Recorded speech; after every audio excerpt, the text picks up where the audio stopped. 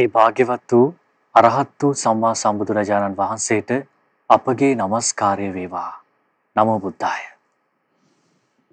මිනිස්සු විදිහට මේ ලෝකේ ඉපදුණු අපට කිසිම අයිතියක් නැහැ මේ ලෝකේ කිසිම කෙනෙක්ව පාගලා දාන්න.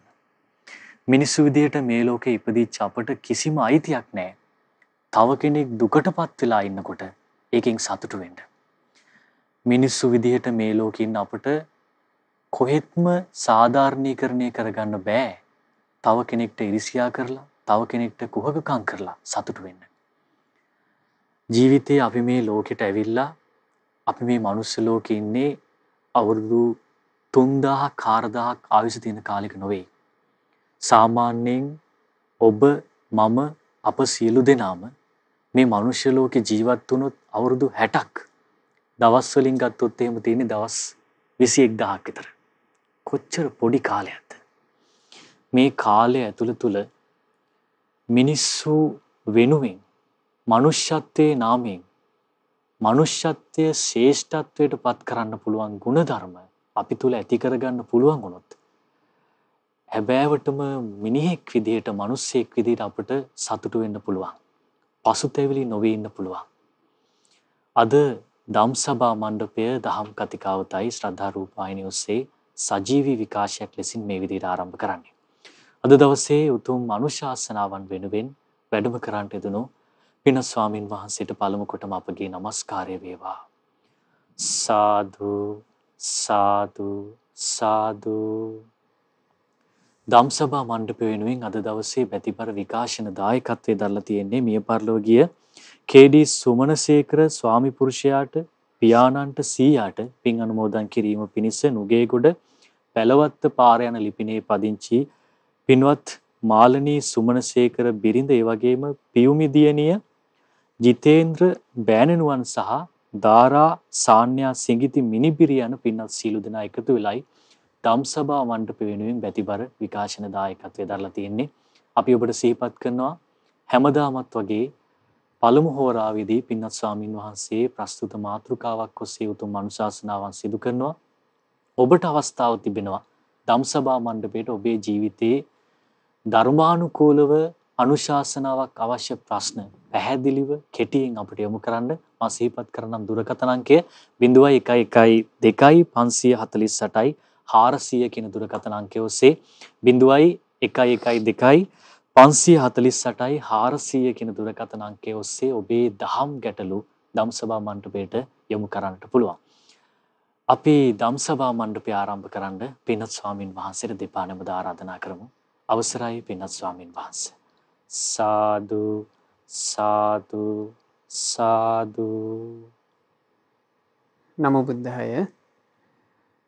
පළමු කොට අප හැමදෙනාගේ කල්යාණ මිත්‍ර ගුරු දේවෝත්තම පරම පූජනීය පින්වත් ලොකු ස්වාමීන් වහන්සේට අපගේ ගෞරවාදර වන්දනාව වේවා. සාදු සාදු සාදු.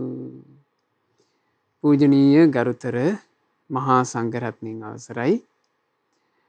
වාසනාවන්ත සදහැවත් පින්වතුනේ, සතියක කාලයකට පස්සේ සුපින්වත් සෑම සියලු දෙනා මේ ඒකරාශි වෙන්නේ ධම්සභා මණ්ඩපය උතුම් සදහම් කතිකාවත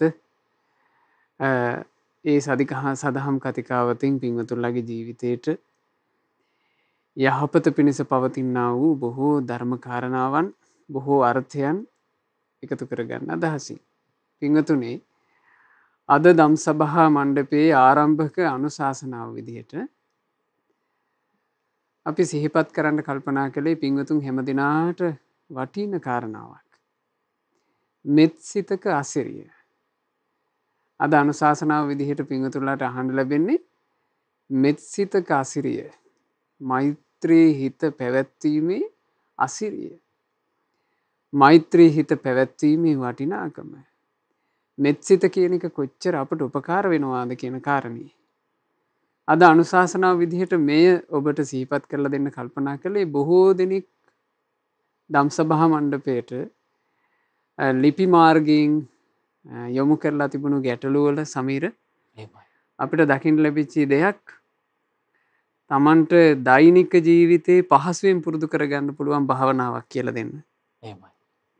ඊළඟට ඇතැම්මු කෙලින්ම මේ මෛත්‍රී භාවනාව කියන එක හරි ආසාවෙන් පුරුදු කරන්න බලාගෙන ඉන්නවා. ඒ උදෙසා අපට අනුශාසනා කරන්න කියලා ඉල්ලීම් කරලා තිබුණා.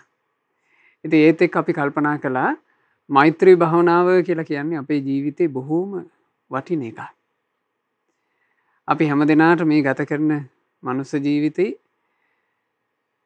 මෛත්‍රී භාවනාව එහෙම නැත්නම් මෛත්‍රිය අපේ හිත ඇතුලේ ඇති කරගන්න පුළුවන් නම් ඒක මිනිස්සු විදිහට අපිට බොහෝ උපකාරයි. එහෙමයි ස්වාමීන් වහන්සේ. ඒ නිසා අපි කල්පනා කළා මෛත්‍රිය ගැන අද පින්වතුන්ලාට සිහිපත් කරලා දෙන්න. අද එතකොට අනුශාසනාව විදිහට ඔබ අහන්නේ මෙත්සිතක තිබෙන අසිරිය. මේ මෙත්සිතක අසිරිය ගැන අපට ධර්මයේ දේශනා කළේ මෙත් ගඟුලක් වූ අපි සරණ ගියපු අපගේ මහා කාරුණික ශාස්ත්‍රඥ වහන්සේ. ඒ භාග්‍යවත් අරහත් ගෞතම සම්මා සම්බුදුරජාණන් වහන්සේ මෛත්‍රිය ගැන දේශනා කරපු කාරණා කිහිපයක් අද පින්වතුන්ලාට ශ්‍රවණය කරන්න ලැබෙනවා. මේ ධර්ම කාරණා අහනකොට පින්වතුන්ලා හැමදෙනාගේ හිතවල අදහසක් උපදී. අපි නම් මෙත් සිතින්ම වාසය කරන්න ඕනේ කියලා. ඒ තරම් සොඳුරුයි මේ කාරණා. බලන්න බුදුරජාණන් වහන්සේ දේශනා කරපු දේ යෝච මෙත්තං භාවීයති අප්පමානං පටිසතු තනු සංයෝජනා හොන්ති පස්සතු උපදික්ඛයං. යමෙක් හොඳට සිහිය උපදවාගෙන අප්‍රමාණ කොට මෙත්සිත වඩනවා නම් කෙලසුන්ගේ ෂේවීමද දකිනා ඔහුගේ සංයෝජනය තුනී වෙති. එතකොට මෛත්‍රී භාවනාව යම් කෙනෙක් සිද්ධ කරනවා නම් ඒ කෙනාට එය කෙලෙස් දුරුවීම දක්වා කෙලෙස් තුනීවීම දක්වා පවතිනවා. මෛත්‍රිය කියලා කියන්නේ සුළුපටු එක නෙවෙයි. එතකොට ඒකම්පිචේ පාන මදුට්ඨ චිත්තෝ මෙතායති කුසලීතේන හෝති. හරිම ලස්සනයි. එකම එක ප්‍රාණියෙකු කෙරෙහිවත් දුෂ්ට සිතක් නැතුව එක සත්වයකට මෙත් සිත වඩනවා නම් එකරුණෙන්ම හේ බොහෝ කුසල් කරන්නෙක් වන්නේය. බලන්න සමීර අර්ථනේ. එකම එක්කෙනෙක් ගැනවත් අපිට පුළුවන් නම් මෙත් සිතක් පිහිටුව ගන්න එක සතෙක් ගැන. අනේ මේ කෙනා මේ සත්වයා සුවපත් වේවා. අන්න එහෙම සිතක් පිහිටුව ගන්න පුළුවන් නම් එපමණකිමුත් හේ කුසල් කරන්නෙක් වන්නේය. සබ්බේච පානේ මනසානු කම්පී පහූත මරියෝ පකරෝති පුඤ්ඤං. ඉතින් එහෙම එකේ සියලු ප්‍රාණීන් කෙරෙහි සිතින් අනුකම්පා කරන සියලු ප්‍රාණීන් කෙරෙහි සිතෙන් මිත්‍රවන මෙත් සිත කියලා කියන්නේ මොකද්ද? සියලු සත්‍යයන් ගැන තියෙන මිත්‍ර භාවය. මෙත් සිත කියන එක සරලව අපි තේරුම් ගන්න ඕන මිත්‍ර බව. අනිත් අය කෙරෙහි තියෙන මිතුරු හිත සතුරුකමක් නේ. ಜಾති වශයෙන් සතුරුකමක් නේ. ආගම් වශයෙන් සතුරුකමක් නේ. දුප්පත් පොහොසත් වශයෙන් සතුරුකමක් නේ. නොඑක් සත්‍යෝ බෙදාගෙන සතුරුකමක් කරන්නේ. සියලු දෙනා ගැන මෙත් සිත පතුරවනවා. එහෙමයි. සියලු දෙනා ගැන එකලෙස මිත්‍ර වෙනවා. අන්න ඒකටයි මෙත් සිත කියලා කියන්නේ. ඒ බඳු මෙත් සිතක් එක සතෙක් ගැන තියෙනවා නම් ඒකත් වටිනවා කියනවා. එහෙව් එකේ බොහෝ සත්වයෝ ගැන කෙනෙක් මෙත් සිත පතුරවනවා නම් ඒ පැතිරවීම තුලින් එයාට සැලසෙන යහපත ගැන කවර කතාද කියලායි භාග්‍යතුන් වහන්සේ මෙහි දේශනා කළේ. ඒ නිසා මෙත් සිත කියන එකට අපි ආසා කරන්න ඕන. මෙත් සිත වැඩිීමේ ආනිසංස පින්වතුනි බොහෝමයි. ඒ ආනිසංස අතරේ මෙත්තානිසංස කියන සූත්‍ර දේශනාවේදී බුදුරජාණන් වහන්සේ මෛත්‍රිය වැඩිම කියන එක ගැන හරි ලස්සන විග්‍රහයක් කළා. ඇත්තම කෙනෙකුට මෙත් සිත කියන එක තමන්ගේ ජීවිතය තුළ පවත්ව ගන්නට මේ දේශනාව බොහෝ උපකාරයි. මෙත් සිත වඩද්දී අනේ මට මෙච්චර ආනිසංස තියෙනවානේ. එහෙමයි. අන්න එහෙම හැඟීමක් ඇති වෙනවා මේ දේශනාව කියවපුවම. භාග්‍යතුන් වහන්සේ වදාලා මෙත්තාය භික්කවේ චේතෝ විමුක්තිය. මහණෙනි උතුම් මෛත්‍රී චිත්ත විමුක්තිය යම් කෙනෙක් ආසේවිතාය ඇසුරු කරනවා නම් මෙත් සිත ඇසුරු කරනවා නම් භාවිතාය ඒ ඇසුරු කරපු මෙත් සිත තමා තුළ වඩනවා නම් දියුණු කරනවා නම් බහුලී කතාය බහුල වශයෙන් දියුණු කරනවා නම් දැන් මුලින්ම කරන්න කෙනෙක් මෙත්සිත ඇසුරු කරනවා.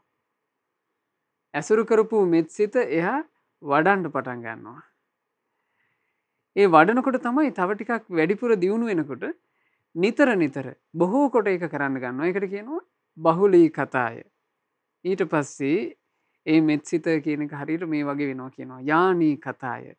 තමාහට නැගයා හැකි යානාවක් වගේ වෙනවා.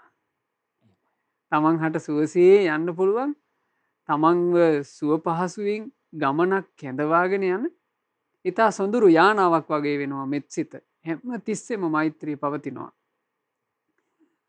ඊළඟට භාග්‍යතුන් වහන්සේ වදාලා වත්තු කතාය. තමන්ව සරසවා ගන්නා වස්ත්‍රයක් වගේ මෙත්සිත වඩනවන. වස්ත්‍රය කියන එක අපි හැමතිස්සේම ඇගේ දවටාගෙන ඉන්නේ. මේ ශරීරයේ අපි මොකක් හරි වස්ත්‍රයක් දවටගෙන ඉන්නවා. ඒ වස්ත්‍රයෙන් අපි අපේ සුන්දරත්වයකුත් නිර්මාණය කර ගන්නවා. ඊළඟට වස්ත්‍රයෙන් අපි විලි වහ ගන්නවා. වස්ත්‍රය කියන එක ගැන අපි ගොඩාක් සැලකිලිමත් වෙනවා. වස්ත්‍ර බැහැර කරලා අපි මේ සමාජයට යන්නේ නැහැ. ආන්න ඒ වගේ හැමතිස්සෙම වස්ත්‍රයක් වගේ තමන්ගේ ජීවිතය තුළ මෙත්සිතම පවත්වනවා නම් අනුට්ඨිතාය මනවින් මෙත්සිත පිහිටුව ගන්නවා නම් පරිචිතාය සුසමාරද්ධාය හොඳට පුහුණු කරනවා නම් පුරුදු පුහුණු කරන ලද්දක්සේ බොහෝ කොට පුහුණු කරනවා නම් ඒකා දසානි සංසා පාටි කංකා එයා ආනිසංස 11ක් කැමති වෙන්න ඕන. බලන්න භාග්‍යතුන් වහන්සේ වදාළ විදිය ආනිසංසයෝ 11ක් කැමති විය යුත්තේය. ඒ කැමති විය යුත්තේය කියලා කියපේ අදහස මොකද්ද? ඒ ආනිසංස 11ම ජීවිතයට ලැබෙනවා. කෙනෙක් මෛත්‍රිය ඇසුරු කරනවා නම් එයා කැමති වෙන්න ඕන මේ 11ට. කෙනෙක් මෛත්‍රිය වඩනවා නම් කැමති වෙන්න ඕන මේ ආනිසංස 11ට. තමන්ගේ ජීවිතය තුළ නිතර මෙත්සිත පතුරවනවා නම් ආන් ඒ කෙනා කැමති වෙන්න ඕන මේ ආනිසංස 11ට. මොනවද මේ ආනිසංස? බුදුරජාන් වහන්සේ දේශනා කළා සුඛං සුපති. පළවෙනි ආනිසංසය තමයි ඔහු සුව නින්දක් ලබන්නේ. මොන සමීර පළවෙනි ආනිසංසය. මේ කාලේ මම හිතන්නේ ගොඩාක් දෙනෙට තියෙන ප්‍රශ්නය ස්වාමීන් වහන්සේ සුව නින්දක් නැති එක. සුව නින්දක් නැතිකම නිසා වෛද්‍ය ප්‍රතිකාර අරගෙන සමහරවිට නිදි පෙති භාගේ කාලා බිබි නිදා ගන්න මිනිස්සු කොච්චර ඉන්නවද නේ? එතකොට කෙනෙක් ගාව මෙත්සිත තියෙනවා නම් මෙත්සිතේ පළවෙනි ආනිසංසය තමයි ඔහුගේ නින්ද හරි සැපයි. සුඛං සුපති. සුව නින්දක්. සැපසේ ලබන නින්දක් ඔහුට උපදින්නේය. සුඛං පටිබුජ්ජති. සුවසේ අවදි වන්නේය. නිදාගෙන අවදි වීම කියන එකත් සැනසille සුව පහසුවෙන් ලබන්න පුළුවන්. හිතක් ඇතුලේ ප්‍රණීත දෙයක් නේ මේ මෙත්සිත කියලා කියන්නේ සමීර. හිතක් ඇතුලේ තබා ගන්න තියෙන අතිශය ප්‍රණීත දෙයක්. මෙත්සිත. මොකද්ද මේ ප්‍රණීත දෙය කියපු එකේ අදහස පින්වතුනි ඔබ හිතන්න. අපි හිතක් ඇතුලේ තියාගත්තොත් එහෙම අකුසලයක්, ක්‍රෝධය, එහෙම නැත්නම් ඊර්ෂියාව මේ හැමදෙනාගේ හිතවල යම් අවස්ථාවල ජීවිත කතාව යෝවා හටගෙන තියෙනවමනේ. ඒ නිසා මේක සම්බන්ධයෙන් වෙන කාගෙන්වත් අහන්න ඕනේ නැහැ. තමන්ම දන්නවා. තමන්ගේ හිතේ ක්‍රෝධයක් හටගත්තාම කොහොමද? තමන්ගේ හිතේ ඊර්ෂියාව තියෙද්දි කොහොමද තිබ්බේ? ඒ ඊර්ෂියාව තියෙන කාලේ තමන්ගේ අභ්‍යන්තරේ සැනසෙල්ලක් නෑ නේද? ඊර්ෂියාවෙන් වාසය කරනකොට තමන්ගේ අභ්‍යන්තරේ කිසි සැනසෙල්ලක් නෑ. කිසිම සුවයක් නෑ. සමහරවිට එහා ගෙදර මිනිස්සයාට නම් ඊර්ෂියා කරන්නේ ඒ එහා ගෙදර මිනිස්සයන්ගේ නිවස දිහා බලන්නේවත් නෑ. දැක්කත් අමාරුයි. ඒ ගෙදර කෑම උයනකොට කෑම සුවඳ මෙහෙට આવත් එහෙම ඒත් අමාරුයි. ඒ ගෙදර පොඩ්ඩක් සද්දෙට මේ අපි හිතමු රේඩියෝ එකක් දාලා ඒ රේඩියෝ හඬ ඇහෙනවා කියලා මෙහෙ අමාරුයි. එතකොට බලන්න ඊර්ෂියාව තියෙනකොට මේ ස්වභාවය. ඊර්ෂියාව තියෙද්දී ඒ ඊර්ෂියා සහගතව ජීවත් වෙනවා කියලා කියන්නේ හරි අප්‍රසන්න එකක්. ක්‍රෝධය තියෙද්දී ක්‍රෝධ සහගතව ඉන්නවා කියලා කියන්නේ හරි අප්‍රසන්න එකක්. අන්න ඒකයි මෙත්සිතට ප්‍රණීතයි කියලා කිව්වේ. මෙත්සිත තියෙනවා නම් හිතේ හරි සැපයි. සැනසille ඔහුට නිදා ගන්නත් පුළුවන්, සැනසිල්ලේ අවදි වෙන්නත් පුළුවන්. බුදුරජාණන් වහන්සේ වදාලා මෙත්සිතේ තුන්වෙනි ආනිසංසේ න පාපකං සුපිනම් පස්සති. පව් සිහින, පාපී සිහින, ලාමක සිහින, බය වෙන සිහින මේ කිසිවක් පෙනෙන්නේ නැත. බලන්න මෙත්සිතේ මුල් ආනිසංස තුනම සාමාන්‍යයෙන් ගත කරන ජීවිතයකට කොච්චර සැනසිල්ලක්ද, කොච්චර සුවයක්ද. ඒ නිසා පින්වතුනි මෛත්‍රියට ආස කරන්න. මෛත්‍රිය කියන එක තමන්ගේ හදවත ඇතුලේ නිතර පවත්වන්න උත්සාහවත් වෙන්න. මම වෛර නැත්තෙක් වෙම්වා, තරහා නැත්තෙක් වෙම්වා, ඊර්ෂ්‍යා නැත්තෙක් වෙම්වා, දුක් පීඩා නැත්තෙක් වෙම්වා, සුවසේ ජීවත් වෙම්වා, ශාන්ත සුවයටපත් වෙම්වා කියලා තමන් ගැනම මෙත්සිත වඩන්න. ඊළඟට මේ අනිත් සියලු සත්වයෝ ගැන අනේ මේ සත්වයෝ වෛර නැත්තෝ වෙත්වා, තරහා නැත්තෝ වෙත්වා, ඊර්ෂ්‍යා නැත්තෝ වෙත්වා, දුක් පීඩා කිසිවක් නැත්තෝ වෙත්වා, සුවසේ ජීවත් වෙත්වා, ශාන්ත සුවයටපත් වෙත්වා කියලා අපි හිතනවා. මේක හිත ඇතුලේ අපි ඇසුරු කරන්න ඕන. ඒක තමයි ආසේවිතා කියලා කිව්වේ.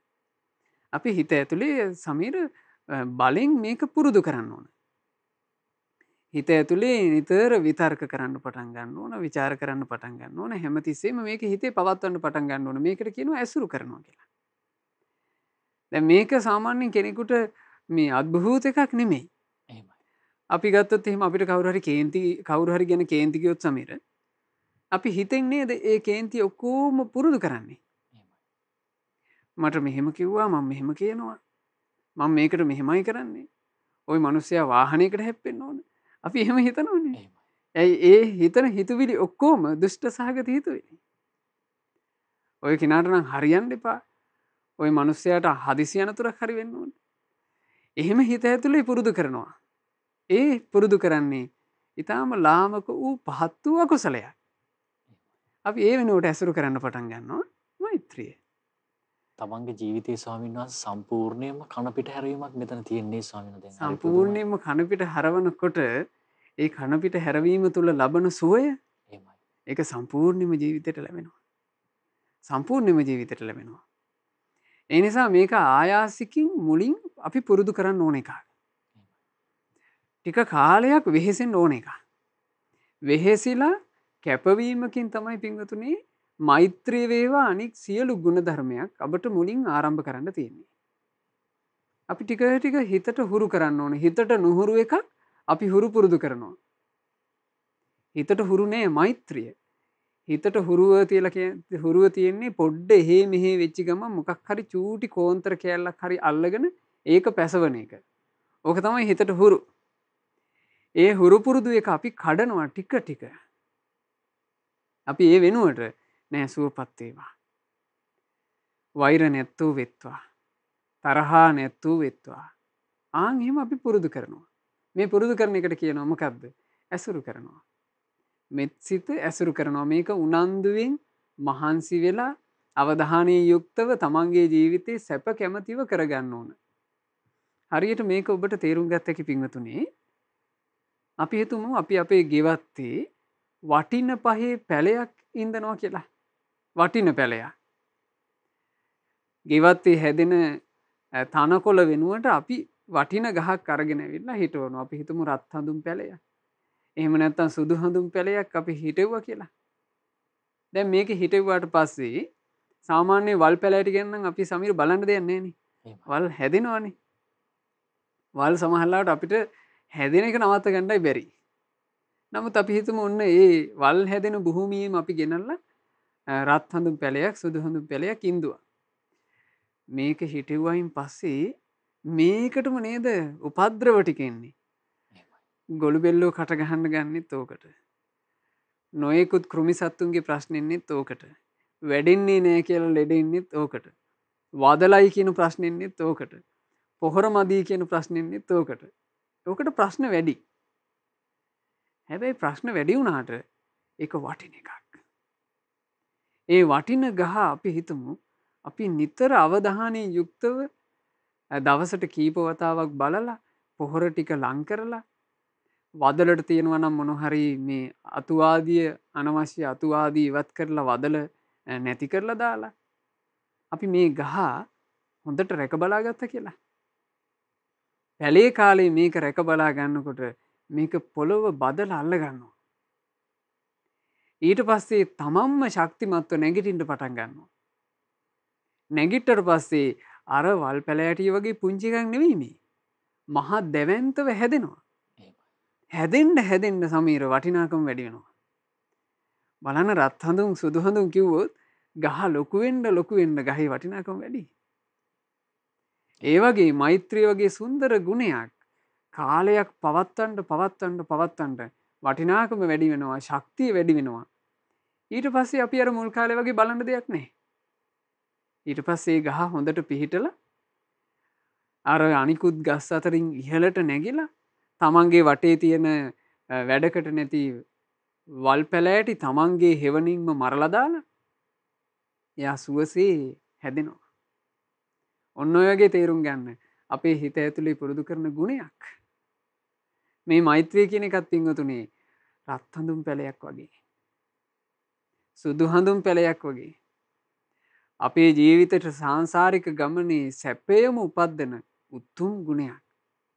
ඒ නිසා ආසා කරන්න දැම්මම මේ මොහොතේම ආසා කරන්න.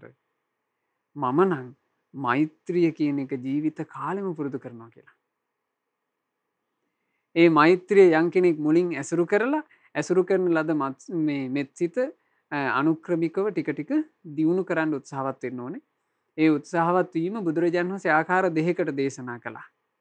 එක ආකාරයක් මහග්ගත චේතෝ විමුක්ති.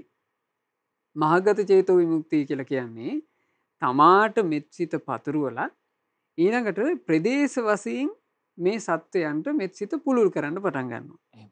ඔන්න තමන්ට මෙත්සිත පැතිරෙව්වා ඊළඟට හිතනවා මා මෙන්ම මේ නිවසේ සිටින සියලු සත්වයෝ තමන් ගෙදර ඉඳලා නම් භාවනා කරන්නේ. ඔන්න එයා පුරුදු වෙනවා මේ නිවසේ සිටින සියලු සත්වයෝ. ඊළඟට නිවසට වඩා පුළුල් කරනවා මේ ගමේ සිටින සියලු සත්වයෝ.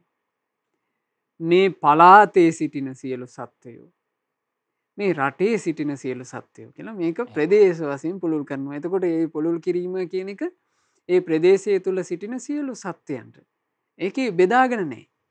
සියලු සත්වයෝ වෛර නැත්තෝ වෙත්වා තරහ නැත්තෝ වෙත්වා කියලා මෙත්සිත වඩනවා. ඒකට කියනවා මහග්ගත චේතෝ විමුක්ති. ඊළඟට බුදුරජාණන් වහන්සේ වදාලා තව ක්‍රමයක් තියෙනවා අප්පමාන චේතෝ විමුක්ති. අප්පමාන චේතෝ විමුක්තිය කියලා කියන්නේ දිසා වශයෙන් වැඩිම. ඔන්න තමන්ට මෙත්සිත පැතිරෙව්වා. ඊළඟට හිතනවා මා මෙන්ම උතුරු දිසාවේ සිටින සියලු සත්වයෝ. උතුරු දිසාව කියලා කිව්වහම කෙලවරක් නැහැ. අප්‍රමාණයි. උතුරු අනු දිසාවේ සිටින දකුණු දිසාවේ සිටින දකුණු අනු දිසාවේ සිටින ආදී වශයෙන් මේ අට දිසාවටත් උඩ යට කියන දිසා දෙකටත් කියන දස දිසාවටම මෙත්සිත පතුරවනවා. මේකට මොකද්ද කියන්නේ? අප්පමාන චේතෝ විමුක්ති. අවසරයි පින්න ස්වාමීන් වහන්සේ අපි දැකලා තියෙනවා ගොඩක් වෙලාවට දැන් මෛත්‍රී භාවනාව උගන්වන කරුණු කාරණාවලදී ගොඩාක් දෙනෙක් මේ තමන්ට වැඩිපුර වෛරයක් හිතන කෙනෙක් ඉන්නවා නම් ඔහුට විශේෂ කොට මෛත්‍රිය වඩනවා කියලා එකක් සිදු කරනවා. ඒතකොට දැන් මේ ක්‍රම දෙකටම ස්වාමීන් වහන්සේ නැතුව අර මේ පුද්ගලයා නිදුක් වේවා මේ පුද්ගලයා සුවපත් වේවා කිව්වොත් ඒකේ යම් දෝෂයක් තියෙනවද ස්වාමීන් වහන්සේ? නෑ ඇත්තම සමීර යම් අවස්ථාවක තමන්ගේ හිත යම්කිසි කෙනෙක් ගැන විශේෂයෙන් මේ හිත සසරට බර නිසා ගැටීමක් ඇති වුණා කියලා හිතමු. එහෙමයි. ඒ ඝට්ටනයක් හටගත්ත වෙලාවේ අපිට පුළුවන් ඒ කෙනා කෙරෙහි අපි විසින් පුරුදු කරන ලද මෙත්සිත. හැබැයි ඒක කරද්දී එයාගාව තියෙන්න ඕනේ පුරුදු කරපු මෙත්සිතයි. ඒ මෙත්සිත කියන අවියෙන් තමයි අර ඝට්ටනේ කඩන්නේ. එහෙමයි. මෙත්සිත කියන අවිය තමයි ළඟ පුරුදු වෙලා තියෙනවනම් ඒ මෙත්සිත කියන අවියෙන් ද්වේෂය, පටිඝය, ක්‍රෝධය කියන අකුසලේ කපලා දාන්න පුළුවන්. ඒකට පහර දෙන්න පුළුවන්. දැන් කෙනෙකුට මේ මෛත්‍රිය පුරුදු වෙලා නැත්නම් මෛත්‍රිය කියන එක ඇසුරු කරපු නැති කෙනෙකුට තමන්ගේ හිත කාහරි ගැන ගැටුණා නම් ඒ ගැටිච්ච කෙනා ගැන සිහි කරන්න ගියොත් තව තවත් ගැටීමම නෙන්නේ. එහෙමයි. ඒ නිසා යම් කෙනෙක් ගැන ගැටුණා නම් අපි අඳුන ගන්නවා අපේ මගේ හිත මෙයා ගැන ගැටුණා. මං මෙයා ගැන කේන්තියක් ඇති කරගත්තා. මං මෙයා ගැන කිපුණා. මේක මට සංසාරයට හොඳ නේ. මේකෙන් මගේ හිත පෝෂණය වෙන්නේ. මේකෙන් මගේ හිතට ලාමක භාවයක්මයි උපදින්නේ. මේ වගේ දුෂ්ට හිතකින් ඉන්න වෙලාවක මගේ පණ කෙන්ද ගියොත් එහෙම ඒක මට සංසාර ගමනේ සෑහෙන අනතුරක් වෙනවා. ඒ හින්දා මේක මට වැඩක් නෑ. මට මේ වෙලාවේ වටින්නේ මෙත්සිතයි. ඒ හිත ගැටුණු කෙනාට මං ඍජුවම මෙත්සිත වඩන්න ඕන කියලා අපිට ඒ කෙනා ගැන ඍජුව මෙත්සිත සිහි කරන්න පුළුවන්. අනේ මේ කෙනා සුවපත් වේවා, වෛර නැත්තෙක් වෙත්වා, තරහ නැත්තෙක් වෙත්වා කියලා. ඒක කිසිම වැරද්දක් දෝෂයක් ඇත්තේ නෑ. සාමාන්‍යයෙන් අපි මෙත්සිත ඇසුරු කරනකොට, මෙත්සිත භාවනා වශයෙන් පුරුදු කරනකොට මේන මේ ක්‍රම දෙකට අපමාන චේතෝ විමුක්තිය සහ මහග්ගත චේතෝ විමුක්තිය කියන ක්‍රම දෙකට තමයි ටික ටික මෙය වඩන්න ආරම්භ කරන්න ඕන. එහෙම පුරුදු කරගෙන යනකොටයි සමීර අර යානාවක් වගේ, නැගයා හැකි යානාවක් වගේ මෙත්සිත හොඳට ජීවිතේ පිහිටනවා. තමන්ගේ ගත දවටා ගන්න, තමන්ගේ ශරීරයේ සරසා ගන්න වස්ත්‍රයක් වගේ මෙත්සිත හොඳට පිහිටනවා. මේ පිහිටන ලද මෙත්සිතෙන් අපිට විශාල රැකවරණයක් ලබලා දෙනවා. ඒ රැකවරණය ගැන බුදුරජාණන් වහන්සේ මේ ආනිසංස වදාරද්දී ඊළඟට බලන්න දේශනා කරපු ආනිසංස 4 වෙනි ආනිසංසය. මනුස්සානං පියෝ හෝති. මෙත්සිත වඩනා තැනැත්තා මිනිසුන් හට ප්‍රියමනාප වන්නේය. ආනිසංස 4 සෑහෙන වටින එකක් නේ. මේ එකට වාසය කරන මිනිසුන්ට ප්‍රියමනාප කෙනෙක් වෙනවා කියලා කියන්නේ ඒක ලේසි දෙයක්ද? කෙනෙක් හොඳට මෙත්සිත වඩනවා නම් එයා මේ මිනිසුන්ට ප්‍රියමනාප මිනිසෙක් වෙනවා. මේක සිද්ධ වෙනවා ඇති ස්වාමීන් වහන්සේ. එතකොට මේ බාහිරින් යම් වෙනස් වීමක් සිදු වීමක් වෙනව ඇද්ද? මොකක්ද විතර මෙතන වෙනවා ඇත්තේ? ඒ හදවතක අභ්‍යන්තරයේ තියෙන සොඳුරු ගුණය මිනිස්යා ළඟ තියෙනවා නම් අභ්‍යන්තරයේ මේ වගේ සුන්දර ගුණයක්, ඒ ගුණයේ ආනුභාවයක් තියෙනවා. එහෙමයි. මිනිස්සෙක් ළඟ තියෙන ගුණයක ආනුභාවයක් තියෙනවා. දැන් පුරුදු කරන අකුසලයක ඒ අකුසලයේ තියෙන නීච භාවයෙන් මේ මිනිස්යවත් නීච ස්වභාවයට පත් කරනවා නේද? එහෙමයි. යම් මිනිසෙක් අකුසලයක් නම් හිත ඇතුලේ තියාගෙන ඉන්නේ, ඒ මිනිසයා මේ ජීවිතේදීම නීච භාවයට පත් වෙනවා ටික ටික. ඒ යාගාව තියෙන අභ්‍යන්තරයේ තියෙන ලාමක අකුසලේ නිසා. එහෙමයි. දැන් දේවදත්ත බුද්ධ ශාසනයේ පැවිද්දට පත් වෙලා සමීර දේවදත්තට තිබිලා තියෙනවා හිත මේ වේගින් හිත එකඟ වෙලා දියුණු වෙලා යන ස්වභාවය. ඒ හින්දා දේවදත්ත භාවනා කරන්න පටන් ගන්නකොට මේ ඉක්මනින්ම ධ්‍යාන උපන්නා. එහෙමයි. ධ්‍යාන ඉපදිලා මේ ධ්‍යාන තුල පිහිටලා දේවදත්ත එ르දිත් උපද්ද ගත්තා. හැබැයි දේවදත්තට සම්මාදිට්ඨිය තිබ්බේ නැහැ. මේවා කොහොම මේ චිත්ත දියුණුව ලැබුවා අර ධ්‍යාන මට්ටමේ. එ르දිත් උපද්ද ගත්තා. එ르දි උපද්දගෙන දැන් අමුතු එ르දි හාස්කම් පාන්න පුළුවන් මෙයාට. මේ හැකියාව තියෙනකොට ලාමක හිතක් උපන්නා. මං දැන් දක්ෂෙක්, මටත් හොඳ ආනුභාව සම්පන්න වැඩ කරන්න පුළුවන්. එහෙවිකි මම මොකටද මේ බුදුරජාණන් වහන්සේ යටතේ ඉන්නේ? එහෙමයි. මම මේ බුදු රජුන්ව ඝාතනය කොට මම බුදු රජ වෙමි. මෙහෙම හිතුවා. මේ ලාමක හිතුවිල්ල හිතනකොටම ලාමක හිතුවිල්ලක තියෙන නීච භාවය, ඒ ලාමක හිතුවිල්ල විසින් හිතේ හටගෙන තිබ්බ සියලු කුසලතා නැසල දැම්මා. එහෙමයි. දේවදත්තට තිබුණා නම් ධ්‍යාන නැසී ගියා. දේවදත්තට තිබුණ මේ හිතේ එකඟ බව නැසී ගියා. දේවදත්තගේ එ르දි නැසී ගියා. ඒතර බලන්න ලාමක හිතුවිල්ලක් කියන එක. ඒ ලාමක හිතුවිල්ල අභ්‍යන්තරේ හටගන්නකොට මිනිස්යාව එච්චර නීච භාවයට පත් වෙනවා කියන එක අපි අනිත් පැත්තට තේරුම් ගත්තොත්, හිත ඇතුලේ උතුම් කුසලයක් තියෙනවා නම්, හිත ඇතුලේ ලස්සන දෙයක් තියෙනවා නම්, හිත ඇතුලේ වටිනා දෙයක් තියෙනවා නම්, ඒකෙන් මේ මිනිස්යාට ආනුභාවයක් එකතු වෙනවා. එහෙමයි ස්වාමීන් වහන්සේ. ඒ විදිහටයි තේරුම් ගන්න ඕනේ මේ මෙත්සිත වඩන එක මිනිස්යන්ට ප්‍රියභාවය පිණිස. මෛත්‍රියෙන් යුක්ත මිනිසෙක් යම් තැනක ඉන්නවා නම් වටේ ඉන්න මිනිස්යන්ට ඒ කෙනාව ප්‍රිය වෙනවා. ඒකේ මිනිස්යාගේ තියෙන ආනුභාවය. බඹසර ආරක්ෂා කරනවා නම් සමීර බඹසර රැකීමේ තානිසංශය.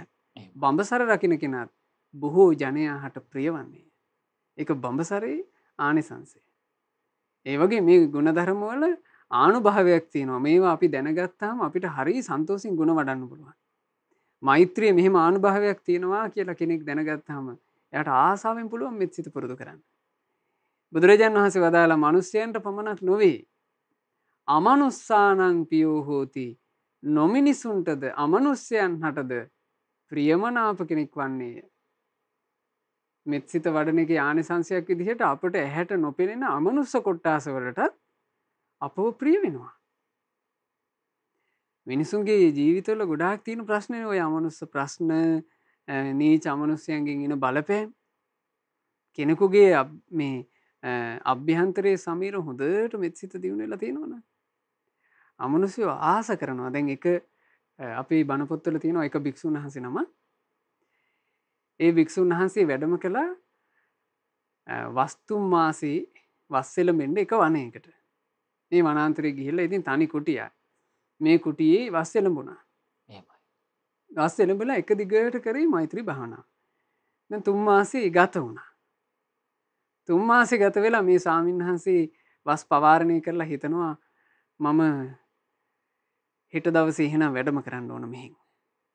දැන් මේ කුටිය දාලා යන්න ලැහැත්ති. එහෙමයි. එහෙම හිතපු මේ ස්වාමීන් වහන්සේ රාත්‍රී එලිමහනේ සක්මන් කරමින් හිටියා. සක්මන් කරද්දී අඬනවා ඇහෙනවා මේ කැලේ ඇතුලේ. එතකොට මේ ස්වාමීන් වහන්සේ ටිකක් සද්දට ඇහුවා කවුද ඔය අඬන්නේ? ඕන්න එතකොට ළඟ තිබුණු රුක්ෂයකින් හඬක් ඇහෙනවා. කියනවා අනේ ස්වාමීනි මම මේ රුක්ෂයට අධිග්‍රෝහිතව ඉන්න රුක්ෂ දේවතාවා. මට හරි කනගාටුයි ඔබ වහන්සේ වඩින එකට. මම මේකයි අඬන්නේ කිව්වා. එහෙමයි. එතකොට මේ ස්වාමීන් වහන්සේ ඇහුවා මේ මං වඩිනවා කියලා මොකෝ මේ දෙවියාට කනගාටු? මම ඉතින් මෙහි කොහොමත් 3 මාසෙ ඉන්නනේ ආවේ. එතකොට කිව්වා අනේ නෑ ස්වාමීනි ඔබ වහන්සේ එන්න කලින් මේ කැලේ ඉන්න යක්කු මේ කැලේ ඉන්න නීච අමනුස්ස කොටස් මේකුන් එකෙකුට එකෙක් නෑ ස්වාමීනි මරා ගනිමින් හිටියේ. හැබැයි ඔබ වහන්සේ වැඩම කරලා ඔබ වහන්සේ මෛත්‍රී භාවනාව කරමින් වාසය කරන්න පටන් ගත්තා විතරයි. ස්වාමීනි මේ මුළු කැලේටම සැනසීමක් ආවා. අර එකෙකුට එකෙක් මරා ගනිමින් හිටපු අමනුස්සයෝ දැන් ස්වාමීනි එහෙම නෑ. ඒකුන් දැන් සතුටින් ඉන්නවා. මට හරි කනගාටුවක් ඇති වෙනවා ඔබ වහන්සේ වැඩියාට පස්සේ ආයි මේකුන් වෙනස් වෙයි කියලා. මෛත්‍රී කියන්නේ ස්වාමින් වහන්සේ නොපෙනෙන බලවේගවලටත් සහනයක් දෙන්න පුළුවන් දෙයක් නේ. බලන්න භාග්‍යතුන් වහන්සේ මෙතරම් ගුණ වර්ණනා කරන්නේ මේ මෛත්‍රියේ තියෙන සුන්දරත්වය නිසානේ. එහෙමයි. එතකොට අර භික්ෂුන් වහන්සේ කිව්වා එහෙනම් දෙවියෝ ඉතින් යම් කොට්ටාසයකට මා නිසා යහපත වෙනවා නම් මම නවතින්නම් කිව්වා. එහෙමයි. එහෙම නවතින්නම් කියපු මේ ස්වාමීන් වහන්සේ අවුරුද්දෙන් අවුරුද්ද වඩින්න ලැහැත් වෙනවා. අර දෙවියා කොහොම හරි අඬලා තියාගන්නවා. අවසානයේ මේ උත්තමයන් වහන්සේ පිරිනුවම් පානකම්ම ඒ කුටියේ ඒ උත්තමයන් වහන්සේ වැඩ හිටියා. මෛත්‍රිය වඩන කෙනාව අමනුෂ්‍යයන්ට එතරම් ප්‍රිය වන්නේය. ඊළඟට බුදුරජාණන් වහන්සේ වදාලා 6 වෙනි ආනිසංසය. ඒ මොකද්ද? දේවතා රක්ඛන්ති. මෛත්‍රී භාවනාව වඩන මෙත්සිත දියුණු කරන තැනැත්තාව දෙවියෝ විසින් රකින්නේය. ඔන්න බලන්න ආනිසංස. දෙවියන්ගේ රැකවරණය දෙවියන්ගේ ආශිර්වාදය කියන එක අපි හැමෝම ජීවිතය ආස කරන එකක් නේද? එහෙමයි.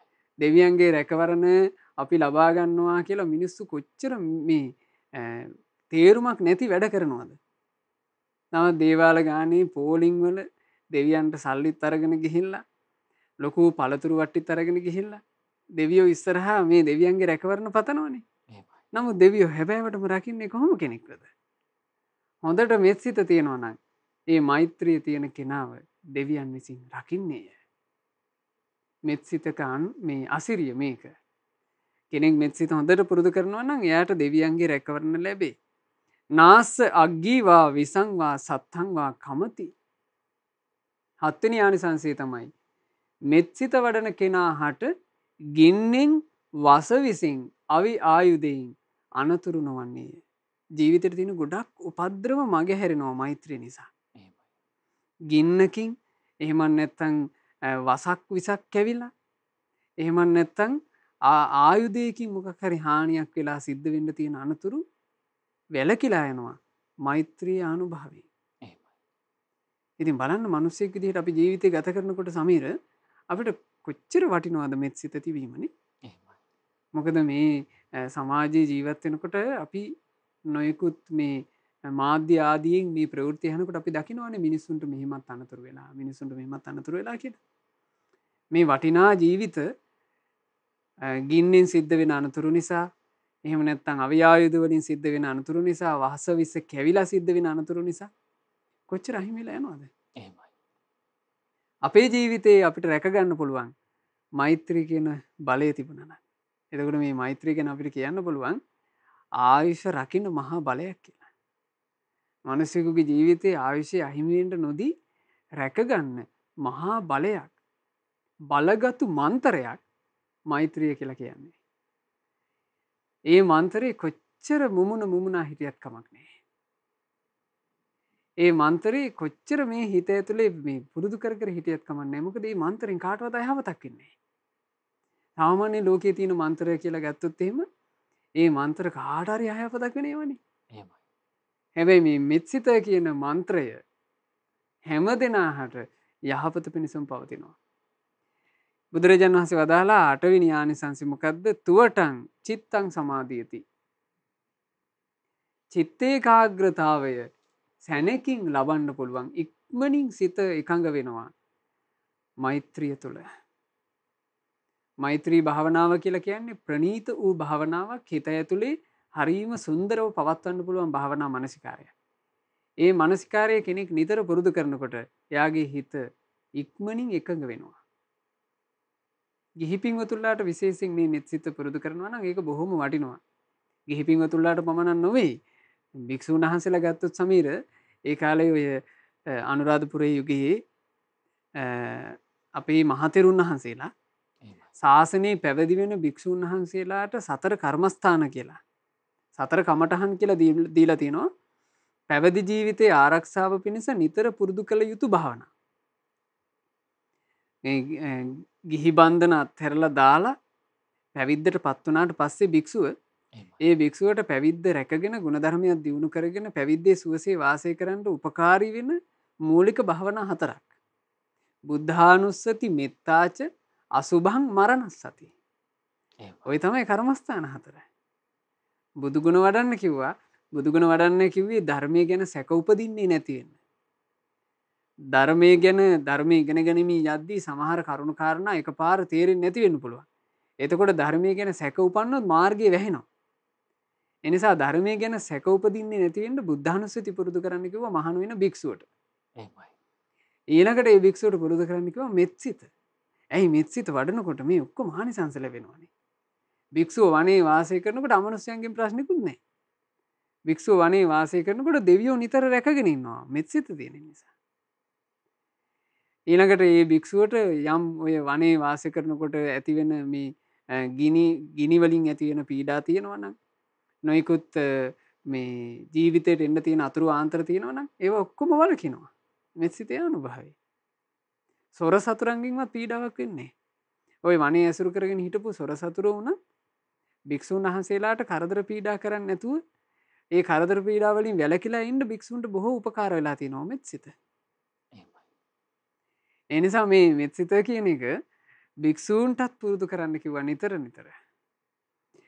මුඛවන්නෝ විපස්සීදති. මෙත්සිත වඩන කෙනාට ලැබෙන 9 වෙනි ආනිසංසය මුහුණේ පෙනුම ඊතා ප්‍රසන්න වන්නේය. මුහුණේ පෙනුම හරි ප්‍රසන්න වෙනවා. දැන් මුහුණේ පෙනුම කියන එක ගැන මා හිතන්නේ ගිහි පින්වතුන්ලා ගොඩාක් හිතනවනේ.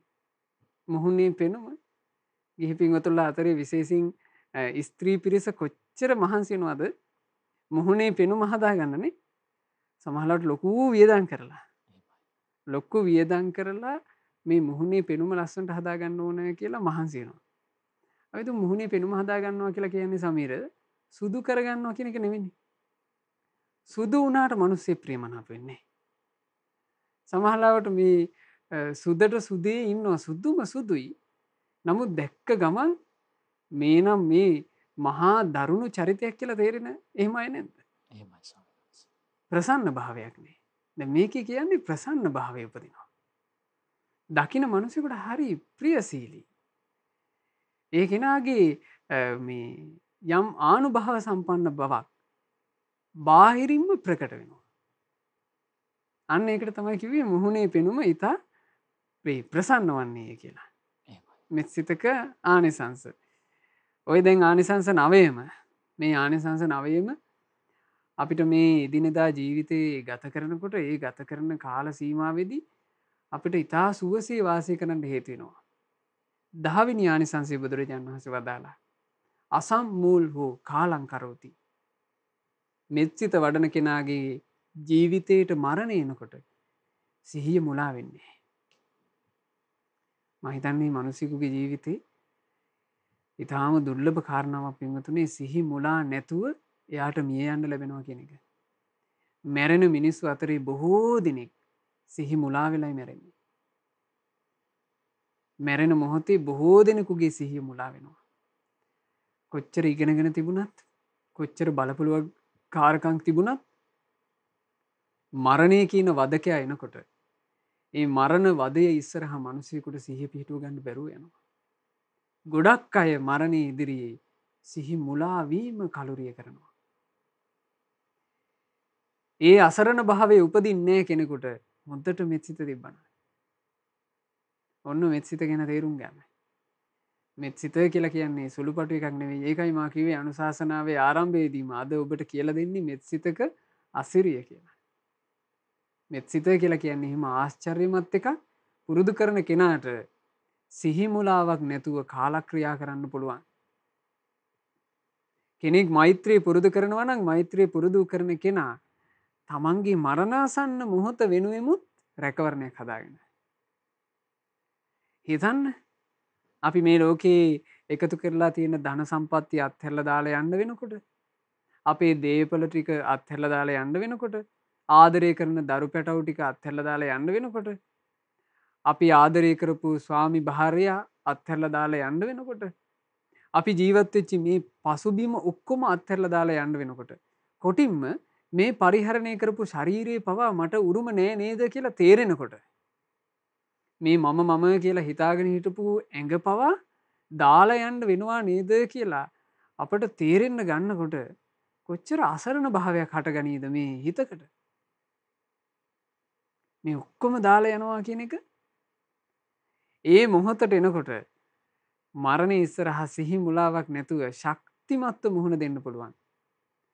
ඔබ මෙත්සිත පුරුදු කරලා තිබුණත් හැබැයි මේ මෙත්සිත මැරෙන්න ගිහිල්ලා මරණාසන්න මොහොතේ ඇඳේ ඉඳගෙන කරන එකක් නෙවෙයි මේ.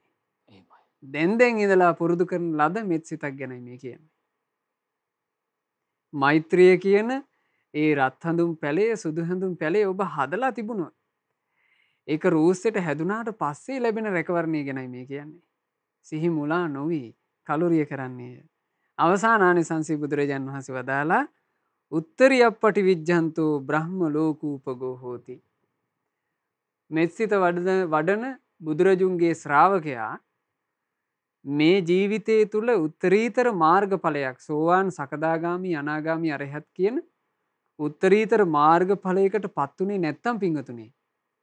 එයා ඒකාන්තකොට බ්‍රහ්ම ලෝකයේ උපදිනවා කියලා බුදුරජාණන් වහන්සේ දේශනා කළේ. එතනත් රැකවරණේ. මේ ජීවිතයේ අහිමි වෙනකොට යලි ධර්මයේ හැසිරෙන්න පුළුවන් තැනක සමීර. බලන්න එක කොච්චර ධර්මයේ හැසිරෙන්න ආස කරන ශ්‍රාවකයෙකුට ධර්මයේ හැසිරෙන්න අවංකවම ආසා කරන උඩඟු නැති මිනිසෙකුට කොච්චර ස්පාසුවක්ද මරණින් මත්තේ යලි ධර්මයේ හැසිරෙන්න පුළුවන් තැනකට යනවා කියන එක. දැන් අනිත් මේ උඩඟු තාලෙට කල්පනා කරන අයට නම් මේ සුගතියක් ගැන සුගති උපතක් ගැන කතා කරනකොට එක එක මෝඩ අදහස් එන්න පුළුවන්. ඉතින් එහෙම මෝඩ අදහස් ඇති අය උදෙසා නොවේනේ ධර්මය. ධර්මයේ තියෙන ප්‍රඥාවන්තයෝ උදෙසා. ප්‍රඥාවන්ත මිනිස්සයා දන්නවා මේ ජීවිතේ හැමදාම තියෙන සදාකාලික එකක් නෙවෙයි මේක මැරෙනවා. මැරෙන්නේ කොයි වෙලාවෙද කියලා දන්නේ නැහැ. මැරෙන වෙලාවේ මේ ඉල්ලුම් පත්‍ර දාලා සුගතියකට යන්න බෑ. ඒ නිසා මරණයටපත් වෙනකොට මරණින් මත්තේ සුගතියක උපදින්න තමන්ගේ ජීවිතේ හැඩගස්වාගෙන තියෙනවා කියන්නේ මිනිසෙකුට කොච්චර රැකවරණයක්ද? එහෙමයි. ඉතින් අන්න ඒ නිසා කරුණ වශයෙන් හොඳට තේරුම් ගන්න කෙනෙකුට මෙත්සිත වඩලා තිබීම පරලොව ජීවිතේ ධර්මයේ හැසිරෙන්න පුළුවන් තැනකට ය아가න්නත් හේතු වෙනවා. ඉතින් ඔය තමයි මෙත්සිතක අසිරිය. ඔය අසිරිය ගැන ඔබ යලි යලිත් සිහි කරන්න. මෙත්තානි සංස සූත්‍ර දේශනාව කියව ගන්න. ඒ දේශනාව මේ මහමෙවුනාවේ පාලි සිංහල පිරුවාන පොත්වහන්සේ තියෙනවා නම් පින්වතුන්ලා ළඟ ඒ පොත්වහන්සේගෙත් තියෙනවා. ඒ නිසා මෙත්තානි සංස සූත්‍රය කියවන්න, මෛත්‍රී ආනිසංස වලට ආසා කරන්න. ආසා කරමින් පින්වතුනි උතුම් මෙත්සිත මේ මොහොතේ පටන් පුරුදු කරන්නට පටන් ගන්න. පුරුදු කරන අය මේ වෙනකොටත් පුරුදු කරමින් ඉන්න අය වැඩි වැඩියෙන් පුරුදු කරන්න. මෙත්සිත කියලා කියන්නේ ජීවිතේට තියෙන පුදුමාකාර රැකවරණයක්. ඒ රැකවරණයෙන් යුක්තව සැනසුණු ජීවිත උපදව ගන්න සදහවත් පින්වතුන්ලා හැම දිනාට වාසනාව ලැබෙත්වා කියලා අපි ආශිර්වාද කරනවා. මේ ධර්මය කොච්චරනම් ප්‍රායෝගිකව අපේ ජීවිතයට ගලප ගන්න පුළුවන්ද? මේ මෙත්තානිසංස සූත්‍රයේ කරුණු 9ක්ම ලෞකිකව මේ අපේ ජීවිතේ උපදවා ගන්න පුළුවන් කරුණු. ඔබ දන්නවා, මම දන්නවා අපේ ජීවිත තුළ ඉරිසියාව, ක්‍රෝධය, වෛරය මේ අකුසල් වල ප්‍රායෝගික පැත්ත අපි අත්දැකලා තියෙනවා. මේ ලෝකෙ කිසිම ඉගැන්වීමක නැහැ. ඉරිසියාව, ක්‍රෝධය, වෛරය, බද්ධ වෛරය මේ අකුසලයන් නැති කරන ක්‍රමය කිසිම විද්‍යාවක නැහැ. හරි පුදුමයි භාග්‍යවතුන් වහන්සේගේ ධර්මයේ ශ්‍රවණය කරද්දී. ඒ නිසා ධම්සභා මණ්ඩපේ අද තරුණ වේවා, ළමා වේවා, වැඩිහිටි වේවා අපි ඔබට මෙත් සිතින් ආරාධනා කරනවා. මෙත් සිත වඩන්න. ධම්සභා මණ්ඩපේ අද විරාමයේ ලබා ගන්න මත්තින් අපි ඔබට සිහිපත් කරනවා ඔබට පුළුවන් ඔබේ දහම් ගැටලු යොමු කරන්න 0.112 548යි 400 කියන දුරකථන අංකයට 0.112 548යි 400 කියන දුරකථන අංකයට ඔබේ දහම් ගැටලු යොමු කරන්න පුළුවන්. මීළඟ පැයේදී අපි සූදානම් ඔබේ දහම් ගැටලු වලට පින ස්වාමින් වහන්සේගේ උතුම් අනුශාසනාවක් දැනගන්නට. අපි ධම්සභා මණ්ඩපේ පළමු විරාමය ලබා ගමු.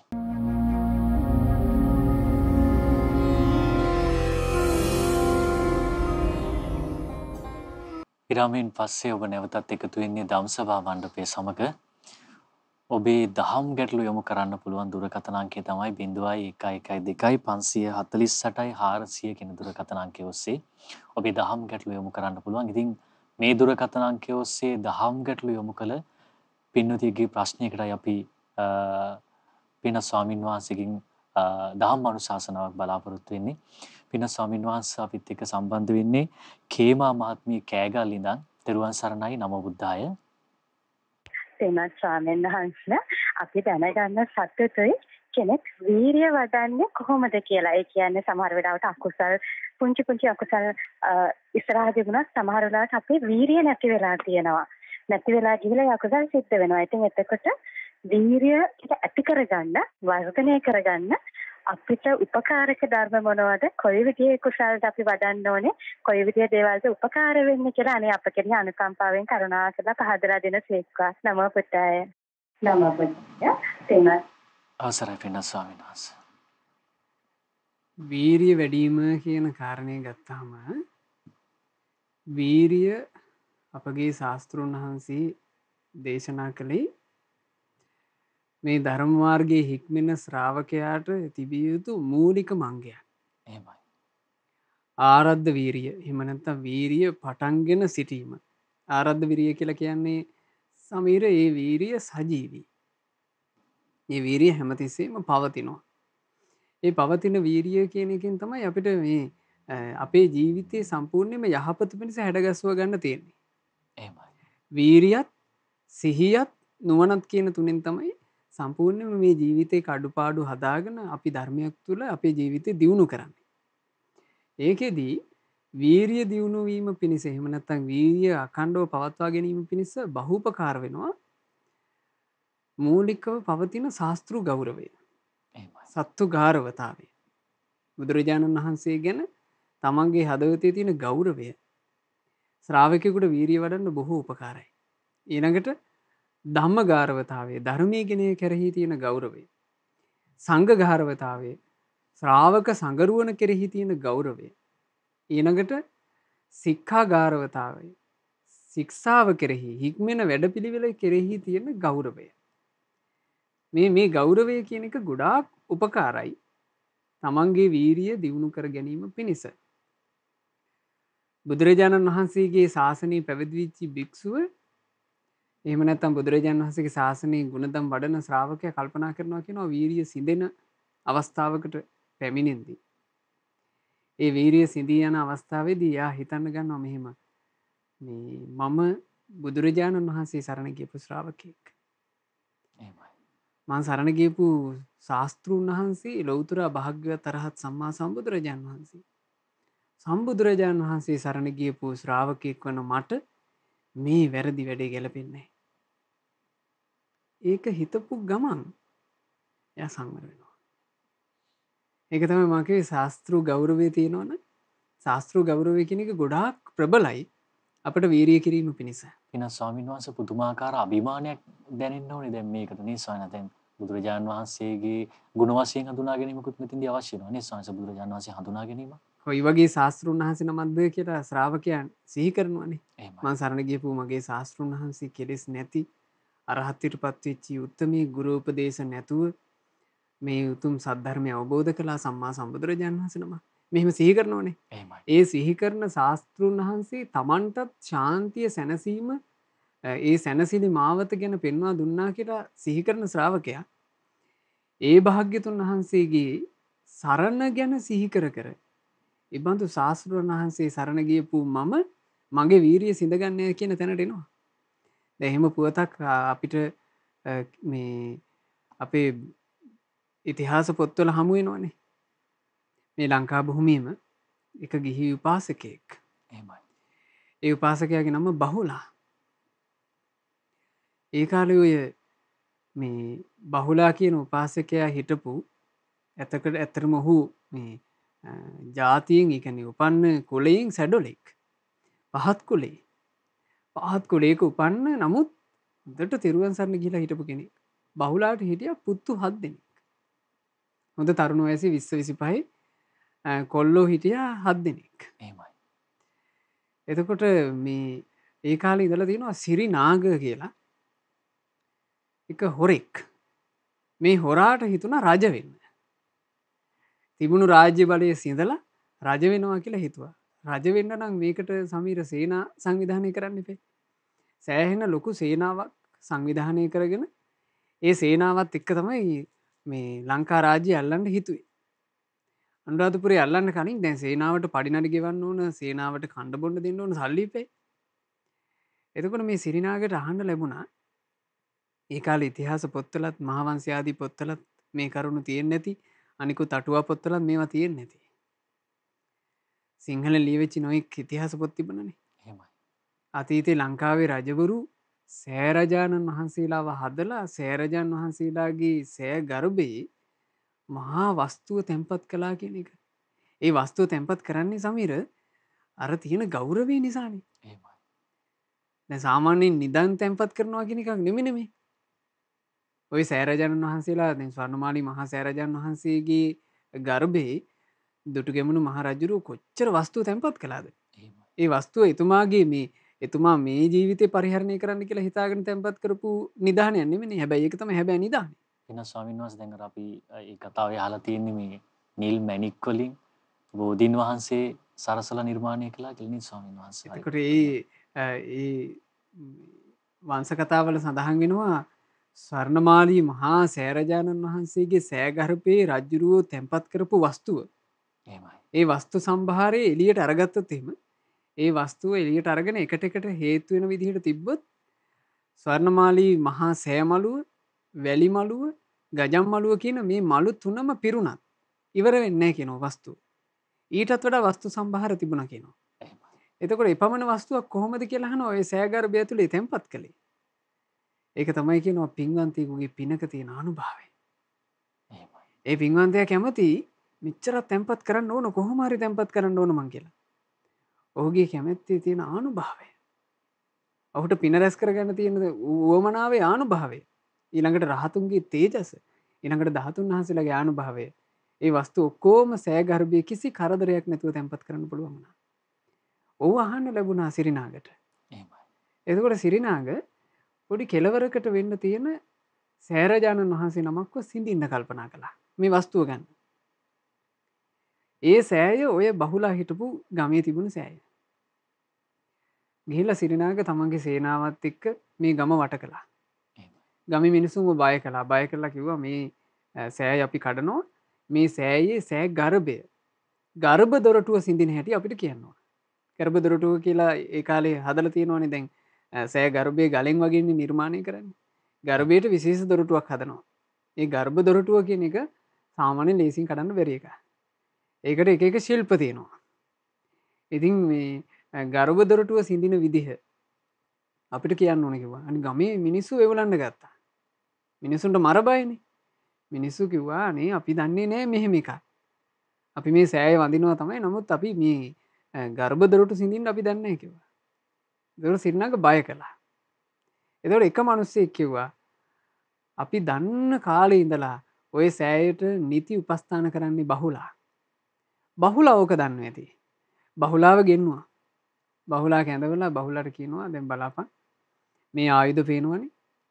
උඹේ ජීවිතේට ආසනම් මේ සෑ ගර්භයේ ගර්භ සංදිය සිඳින හැටි අපිට කියපන් කිව්වා. සිරිනාගේ මේ බහුලාගේ කිසි කතාවක් නැහැ. ඒකට පිළිතුරු දීමක් බහුලා කළේ නැහැ. බහුලා සෑයට වැඳගත්තා. මං සරණ ගියේ ඒ භාග්‍යවත් අරහත් සම්මා සම්බුදුරජාණන් වහන්සේ. මම බුදුරජාණන් වහන්සේ සරණ ගියා කියලා කිව්වා. එතකොට සිරිනාග කියනවා මට උඹ සරණ ගියේ කවුද කියන එක මට වැඩක් නැහැ. මට ගර්භ සංදිය සිඳින හැටි කියපන්. ආය වතාවක් කියනවා මං මේ බුදුරජාණන් වහන්සේව සරණ ගියා. තුන් වතාවක් බහුලා මේකම කිව්වා. එතකොට සිරිනාග සේවකයන්ට කියනවා ඔය මේ උලක් සකස් කරලා අරගනියෝ මේක උල තියපියෝ කියලා. සමීර උලේ ඉඳුවා. උලේ ඉඳලා මේ උල ñර ñර ගාලා බහිනවා ඇඟ දිගේ. උල ඇඟ දිගේ බහිද්දී සරණම සිහි කරන්නේ. ඒකයි වීරියේ වඩන කෙනෙකුට ශාසනය තුළ මේ කාලවකවානුවේ අපේ මේ කාලේ ගත්තොත් එහෙම අපේ මානසික මට්ටම් දුර්වලයි. අපිට ඒ කාලේ තිබුණු මහා ශක්තිය මේ කාලේ වෙනකොට නැහැ. ඒ කාලේ ශ්‍රාවකයන් තුළ තිබුණා මහා ශක්තියක්. ඒක නිසානේ ශ්‍රාවකයෝ මේ සිංහ නාද කරගෙනනේ මේ ධර්ම අවබෝධ කළේ. ධර්ම අවබෝධ කරන්න කලින් මේ ශ්‍රාවකයෝ සමහරවිට පැවිදි වෙන්න යන්නේම මම රහත් වෙලා තමයි නවතින්නේ කියලා. එහෙම යන්නේ. එහෙම ගිහිල්ලා ඒක කරගන්න පසුබිමක් ඒ කාලේ තිබුණා. ස්වාමීන් වහන්සේ ඉස්සෙල්ලාම ජීවිත ආසාවත් අතාරිනවනේ ස්වාමීන් වහන්සේ. ජීවිත ආසාව අත්හැරලා මහා වීරිය බල පරාක්‍රමිකයෙන් ඒක කරන්න පුළුවන්කම තිබුණා. ඒ කාලේ තිබුණු පසුබිම. මේ පසුබිම කියන එක අපි හොඳට තේරුම් ගන්න ඕන.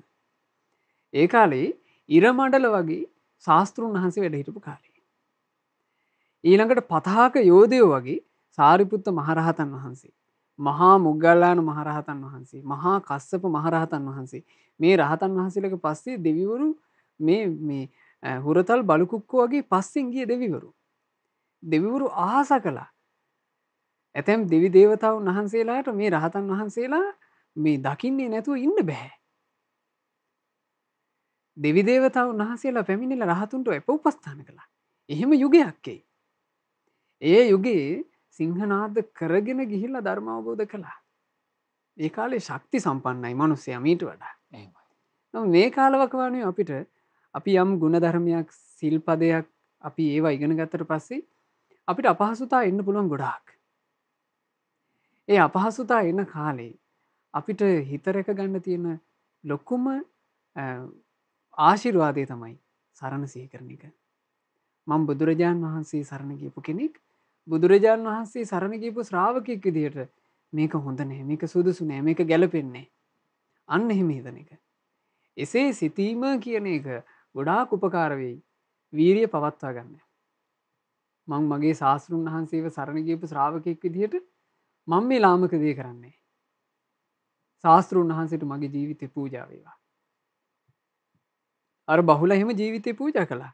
ජීවිතේ පූජා කරලා මේ උල ඉඳලා එහෙම මේ පරලෝ ගියා. එතකොට බහුලාගේ පුත්තු 7 දෙනාත් මෙතෙක් ගෙන්නනවා. ගෙන්නලා කිව්වා මේ පුත්තු 7 දෙනාටත් මේ ගර්භ සංදිය සිඳින හැටි කියපාලා නැත්නම් තාත්තට වෙච්ච දේ තමයි උඹලටත් වෙන්නේ කිව්වා. දැන් මේ පුත්තුනේ අවුරුදු 25 වගේ කොල්ලෝනේ. මේ කොල්ලෝ කිව්වා ඔබ වහන්සේට ඕන දෙයක් කරගන්න. අපි බුදුරජාන් වහන්සේ සරණ ගියපු අය. අපි කියන්නේ කිව්වා ගර්භ සංදිය සිඳින හැටි. අපි බුදුරජාන් වහන්සේට ජීවිතේ පූජා කරනවා කිව්වා. එතකොට මේ 7 දිනාවත් තුල තිබ්බා. දැන් සමීර මේවා හරි පුදුම සහගත නැද්ද? එහෙම. විස්මය ජනකයි. මේ විස්මය ජනක අය හිටපු කාලේ විස්මය ජනක දේ සිද්ධ වුණා. පින්න ස්වාමීන් වහන්සේ දේව ධාතුවක් මේ පෘථුවියේ තියාගෙන හිටියා වගේ නේ ස්වාමීන් වහන්සේ. විස්මය ජනක අය හිටපු කාලේ ඒ විස්මය ජනක අය කරපු විස්මය ජනක දේවල් නිසා මිනිසුන්ට විස්මය ජනක දේවල් දකින්න ලැබුණා. එහෙමයි. ඒ කියන්නේ අර බහුලාත් ඒ බහුලාගේ පුත්තු 7 දිනාත් උලවල් උඩ මිය පරලෝ යනකොට මිනිස්සුන්ට බලාගෙන ඉද්දි පේනවා මේ මැරුණු ශරීරවලින් ඡායාව වගේ නැගිටිනවා ආභරණ පැළඳගත් දෙවිවරු. එහෙමයි. ඒ පැරඳගෙන තමන්ගේ දිව්‍ය රථවල නැගිලා අර සෑරජුන් ප්‍රදක්ෂිනා කරලා පිටත් වෙලා ගියා. දැන් අද අපි මේ කතාව කියනකොටත් ඒ දෙවිවරු දෙව්ලොව ඉඳලා ඉතා සැපසේ ධර්ම මාර්ගය දියුණු කරනවා ඇති. ඉතින් ඒ නිසා තමන්ගේ හිත වීරියෙන් රැකගන්න බොහෝ උපකාරයි, බහූපකාරයි. සරණ සිහි කරන එක. ඒකට හොඳ මේ හොඳට අපිට තේරුම් ගන්න පුළුවන් තැනක් පින්වතුනි අපේ ආනන්ද මහතෙරුන් වහන්සේගේ ජීවිතේ. ආනන්ද ස්වාමීන් වහන්සේ සෝතාපන්න ඵලයේ සාක්ෂාත් කරාට අරහත්ත්වයට පත් උනේ බුදුරජාණන් වහන්සේ පිරිනුවම් පෑවටත් පස්සේ. හැබැයි ආනන්ද ස්වාමීන් වහන්සේ තේරගාතාවේ කියනවා මං 25 අවුරුද්දක්ම මගේ ශාස්ත්‍රඥ වහන්සේට ඉතා ගෞරවයෙන් අපෝපස්ථාන කළා. හෙවණැල්ල වගේ මං පස්සෙන් හිටියා. ඒ මම 25 අවුරුද්දේම රාග හිතුවිල්ලක් ඉපද්දවපු අවස්ථාවක් මං දන්නේ. එහෙමයි ස්වාමීන් වහන්සේ. ද්වේෂ හිතුවිල්ලක් උපද්දවපු අවස්ථාවක් මං දන්නේ. ශාස්ත්‍රඥ වහන්සේ කෙරෙහි තිබුණු බලවත් ගෞරවය, ඒ ගෞරවය කොච්චරද කියන්නේ? හිතුවිල්ලක්වත් උපන්නේ නැහැ. එහෙමයි. රාගය දුරු කරලා නෙවෙයි, ද්වේෂය දුරු කරලා නෙවෙයි, කෙලෙස් දුරු කරලා නෙවෙයි. සෝතාපන්න ඵලයේ සාක්ෂාත් කළා විතරයි තිබුණේ. හැබැයි ඒ කෙලෙස් උපදින්න නැතුව ඉන්න පුළුවන් වුණා ශාස්ත්‍රුන් වහන්සේ කෙරෙහි තියෙන ගෞරවය නිසා. ඒ හින්දා මම හිතන්නේ මේ කාලවකවානුවේ අපිට ගුණධර්මයක් දියුණු කරන්න වීරිය කරද්දී ඊටාම වටිනවා. බුදුරජාණන් වහන්සේ ගැන සිහි කිරීම. භාග්‍යතුන් වහන්සේ වදාලා මේ අකුසලයේ දුරු කරන්න පුළුවන් කියලා. ඒක වදාලේ මං සරණ ගියපු මගේ ශාස්ත්‍රුන් වහන්සේ. මගේ ශාස්ත්‍රුන් වහන්සේ සරණ ගියපු මම ඒ වචනේ විශ්වාස කරගෙන මම මේක කරනවා. අපිට අපි ගැනනේ විශ්වාසය නැත්තේ.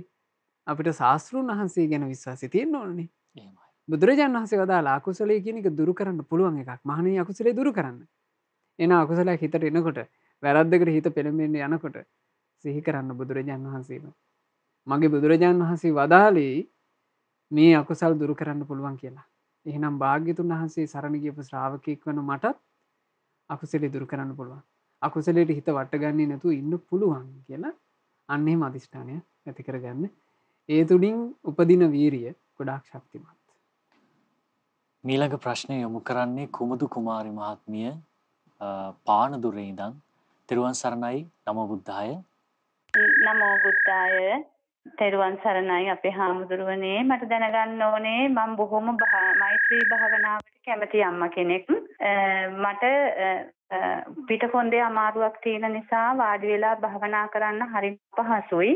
ඒක නිසා මට දැනගන්න පුළුවන් මම උදේට නැගිටලා කුස්සියේ වැඩ කරන ගමන් යමින් යමින් පුළුවන් උපරිම මෛත්‍රී භාවනාව, කරුණා භාවනාව මුමුණනවා, හිතෙන් මෙනෙහි කරනවා. ඒක මට හැම වෙලේම මම ඒක කරනවා. ඒක කොයිතරම් දුරට සාර්ථකද, ඒක හොඳද කියන එක මට දැනගන්න ඕන අපේ හාමුදුරනේ. තෙරුවන් සරණයි. නමෝ බුද්ධාය. මෛත්‍රී භාවනාව ගැන බුදුරජාණන් වහන්සේ දේශනා කළේ 4 ඉරියව්වේම පුරුදු කරන්න පුළුවන් භාවනාවක් විදියට. ඇත්තම භාවනාවන් ගැන පෙන්වා දෙනකොට පින්වතුනේ මූලිකව ආනාපානසති භාවනාව ගැන විතරයි බුදුරජාණන් වහන්සේ ඉරියව්ව ගැන විශේෂයෙන් සඳහන් කළා තියෙන්නේ. ආනාපානසති භාවනාව කරනකොට නම් බුදුරජාණන් වහන්සේ දේශනා කළා යම් නිදහස් තැනකට ගිහිල්ලා පළඟක් බැඳගෙන වාඩි වෙලා උජුං කායං පනිදාය පරිමුඛං සතින් උපට්ඨපෙත්වා. කය ඍජු කරගෙන හොඳට සිහිය පිහිටුවා ගන්න කියලා. ඒ ආනාපානසති භාවනාවට විතරයි භාග්‍යතුන් වහන්සේ එය පෙන්වලා දීලා තියෙන්නේ. අනිකුත් භාවනාවන් අපිට 4 ඉරියව්වේම පුරුදු කරන්න පුළුවන්. ඉතින් ඒ නිසා මෙත්සිත වගේ මෛත්‍රී වගේ උතුම් භාවනාවක් 4 ඉරියව්වේම නිතර තමන්ගේ ජීවිතය තුළ අපි විස්තර කරනකොට අපි පැහැදිලි කළේ හරියට නැගයා හැකි යානාවක් වගේ තමන්ගේ ශරීරයේ සරසාගත හැකි වස්ත්‍රයක් වගේ නිතර නිතර මෙත්සිත පුරුදු කරන්න. මෙත්සිත පුරුදු කරන කෙනෙකුට බොහොම වටින කාරණාවක් ඒ මෑණියන් කිව්වේ මෙත්සිත කෙනෙකුට එකපාර හිතේ පිහිටුව ගන්න අමාරු වෙන්න පුළුවන්. ඒ බඳු කෙනා බොහොම හොඳයි ඒ මෙත්සිත මුමුණන එක. වෛර නැත්තෝ වෙත්වා, තරහ නැත්තෝ වෙත්වා, ඊර්ෂ්‍යා නැත්තෝ වෙත්වා ආදී වශයෙන් මුමුණන එක. ඒ මුමුණන එක ඒ සාමාන්‍ය හඩකින් කියන එක අපේ හදවතේ තැම්පත් වෙන්න ගොඩාක් උපකාර වෙන එක. එනිසා ඒක කිසිම වැරද්දක් නැහැ. ඒ තුලින් මෛත්‍රිය දියුණු කරගන්න පුළුවන්. මීළඟ ප්‍රශ්නය යොමු කරන්නේ රත්මල් කණ්ඩිය ප්‍රදේශයේ ඉඳන් දම්සභා මණ්ඩපයට කුසුමාවතී මහත්මිය ඔබට පුළුවන් ඔබේ ප්‍රශ්නය යොමු කරන්න. තෙරුවන් සරණයි. නමෝ බුද්ධාය. අපේ ස්වාමීන් වහන්සේ මම මේ පාරයි ඉන්නකොට බල්ලෙක් ආවා. ඊට පස්සේ ඒ බල්ලට මං එලවනකොටම මේ අහරෙන් ආවා මේ බයික් එකක්. ඒ බයික් එක ඇවිල්ලා බල්ලව හැප්පුණා. හැප්පෙච්ච ගමන් බල්ලා මැරුණා. ඉතින් මට ඒකෙන් පාපයක් සිදු වෙනවද නැද්ද කියලා තමයි මට දැනගන්න ඕනේ. මං හිතලා කරපු දෙයක් නෙමෙයි. නම බුද්ධාය. භාග්‍යතුන් වහන්සේ පැහැදිලිව වදාළ කර්මය ගැන. එහෙමයි. චේතනාහම් භික්කවේ කම්මං වදාමි. මහණෙනි මම මේ චේතනාවටම කර්මය යයි කියමි. චේතයිත්වා කම්මං කරෝති කායේන වාචාය මනසා. චේතනා පහළ කොටම කර්ම කරනවා සිතිනුත් කයිනුත් වචනේනුත්. එතකොට සාමාන්‍යයෙන් මේ චේතනාවක් පහළ නොකොට යම් සිද්ධ වෙන සිදුවීමක් ඒ සිදුවීම කිසිම ආකාරයකින් අපිට විපාකයක් විදිහට සකස් වෙන එකක් නෙමෙයි. දැන් මේ මෑනියෝ ඒක කිසිම විදිහකින් ඒ සතාව මරන්න කියලා කරපු එකක් නෙමෙයිනේ. එහෙමයි. ඒ සතා මේ තමන් ඒ නිවසින් බැහැර කරනකොට වත්තට ඇවිල්ලා ඉන්නකොට එලවනකොට ඒ සතා පාරට ගියා. ඉතින් වාහනේ හැප්පුණා. ඔය වගේ කරුණු කාරණා සම්බන්ධයෙන් ගොඩාක් තියෙනවා මිනිස්සු මේ හිර වෙන තැන්. එහෙමයි. ඇත්තේ මේක හොඳට පැහැදිලි කරගත යුතු එකක් සමීර. මොකද නැති වුණොත් එහෙම අර තමන්ගේ අතින් නොවිච්චි වැරද්දක් ගැන බොහෝසේ හිතින් දුකටපත් වෙලා සමහරවිට තමන්ට අර සුවසේ කුසලයක් වඩාගෙන ඉන්න තියෙන අවස්ථා ඔක්කොම අහිමි වෙලා යනවා. අර මේ ඒ හිතුවිල්ල ඔස්සේම හිත පාරෝ වාසය කිරීමෙන් දැන් ඔහොම එකක් සිද්ධ වුණානේ. දැන් ඒ වගේ හිතුවිල්ලක් දුරු කරගත්ත ගමන් මිනිසෙකුට ධර්මාවබෝධයට දොර ඇරෙනවනේ. දැන් එහෙම සිද්ධියක් වුණානේ අපේ සාරිපුත්ත මහරහතන් වහන්සේට එක අවස්ථාවක හම වුණා තඹදාටික කියලා චෝර ඝාතක කෙනෙක්. ඒක හරි මේ පුදුම සහගත සිදුවීමක්. සාරිපුත්ත මහරහතන් වහන්සේ එදා පිණ්ඩපාතේ වඩිනකොට මේ තඹදාටික කියන චෝර ඝාතක ඔහු බොහොම මහල්ලෙක්. ඔහු චෝර ඝාතක රස්සාවෙන් විශ්‍රාම ගියපු දවස. චෝර ඝාතක කියලා කියන්නේ හොරු අහුනාම් පිංගුතුනේ ඒ හොරුන්ගේ හිස කඳින් වෙන් කරන. අතරම ගහලයා. ගහල රස්සාව. එතකොට ගහල රස්සාව කරන්න හොඳ ශක්තිවත් භාවයක් එපේ. කඩුව උස්සලා මේ දෙපළ වෙන්න කපන්න එපේ. දැන් මේ තඹදාටිකගේ හයිය නැතුව ගියා වයසට යද්දි. දැන් සමහර අවස්ථාවල දෙතුන් පාර කොටන්න ඕන මේ මිනිස්සෙක්ගේ හිස කඳින් වෙන් වෙන්න. එතකොට මේ අමාත්‍යවරු කතා වුණා දැන් නම් තඹදාටික හරියන්නේ මාරු කරන්න ඕනේ කියලා. රජුරවන්ට දැනුවත් කළා තඹදාටිකව ගෞරව සම්මාන සහිතව අස් කළා. වෙන කෙනෙක්ව පත් කළා. එහෙමයි. දැන් තඹදාටික එදා තමයි පිළිවෙලකට ඇන්දේ. සාමාන්‍ය ගහලයා කියන කෙනා එහෙම නැහැ නේ ඉතින්. ඔහේනේ ඉන්නේ. කොයි වෙලේ හරි රජුරුවන්ගෙන් ආවොත් එහෙම මේ නියමයක් දැන් අහවලා මරාපන් කියලා ගිහින් මරන්න. එතකොට තඹදාටික එදා සුවඳ පැනින් නාලා හොඳට ඇඟපතේ විලේපන තවරාගෙන තඹදාටික හරි ආසයි කිරිබත් කන්න. හොඳ කිරිබතක් හදලා මේක කන්න ලැහැත්ති වුණා විතරයි සාරිපුත්ත මහරහතන් වහන්සේ වැඩියා. සාරිපුත්ත මහරහතන් වහන්සේ ඉතින් මේ ඇහැල මලේ පාටයි දැක්කහම හිත පහන් වෙලා යනවා. මේ වයසක තඹදාටිකට දැක්ක ගමන් හිත පැහැදුනා. එහෙමයි. පැහැදිලා කිව්වා අනේ ස්වාමීනි ඔබ වහන්සේ වඩින්නකෝ මගේ නිවසට කියලා ඔන්න වඩම්ම ගත්තා. වඩම්මලා සාරිපුත්ත මහරහතන් වහන්සේට කිරිබත් පූජා කළා. ඒ පූජාවෙන් පස්සේ තඹදා ටිකත් කිරිබත් කාලා ඔන්න වාඩි වුණා බණ ටිකක් අහන්න. සාරිපුත්ත මහරහතන් වහන්සේ වදාලා එහෙනම් මේ දැන් වාඩි වෙන්නකෝ අපි මේ අනුමෝදනා ටිකක් කරන්න කියලා. ඉතින් වාඩි වුණා. වාඩි වුණාට පස්සේ දැන් සාරිපුත්ත මහරහතන් වහන්සේ සද්ධර්මයේ කියනවා. කියද්දී පින් ගැන කුසල් ගැන ජීවිතේ හදාගන්න ඕනේ කොහොමද මේවනේ කියන්නේ. ඒ කියද්දී තඹදා ටිකට වෙවුලන්න ගත්තා. ඇයි තමන්ගෙන් වැරදි වුණා කියලා හදවත චෝදනා කරන්න පටන් ගත්තා. සාරිපුත්ත මහරහතන් වහන්සේ ඇහුවා ඇයි මේ ඔබ වෙවුලන්නේ? කිව්වා අනේ ස්වාමීනි මං ගහලයා. මම කරේ චෝරඝාතක රස්සාව.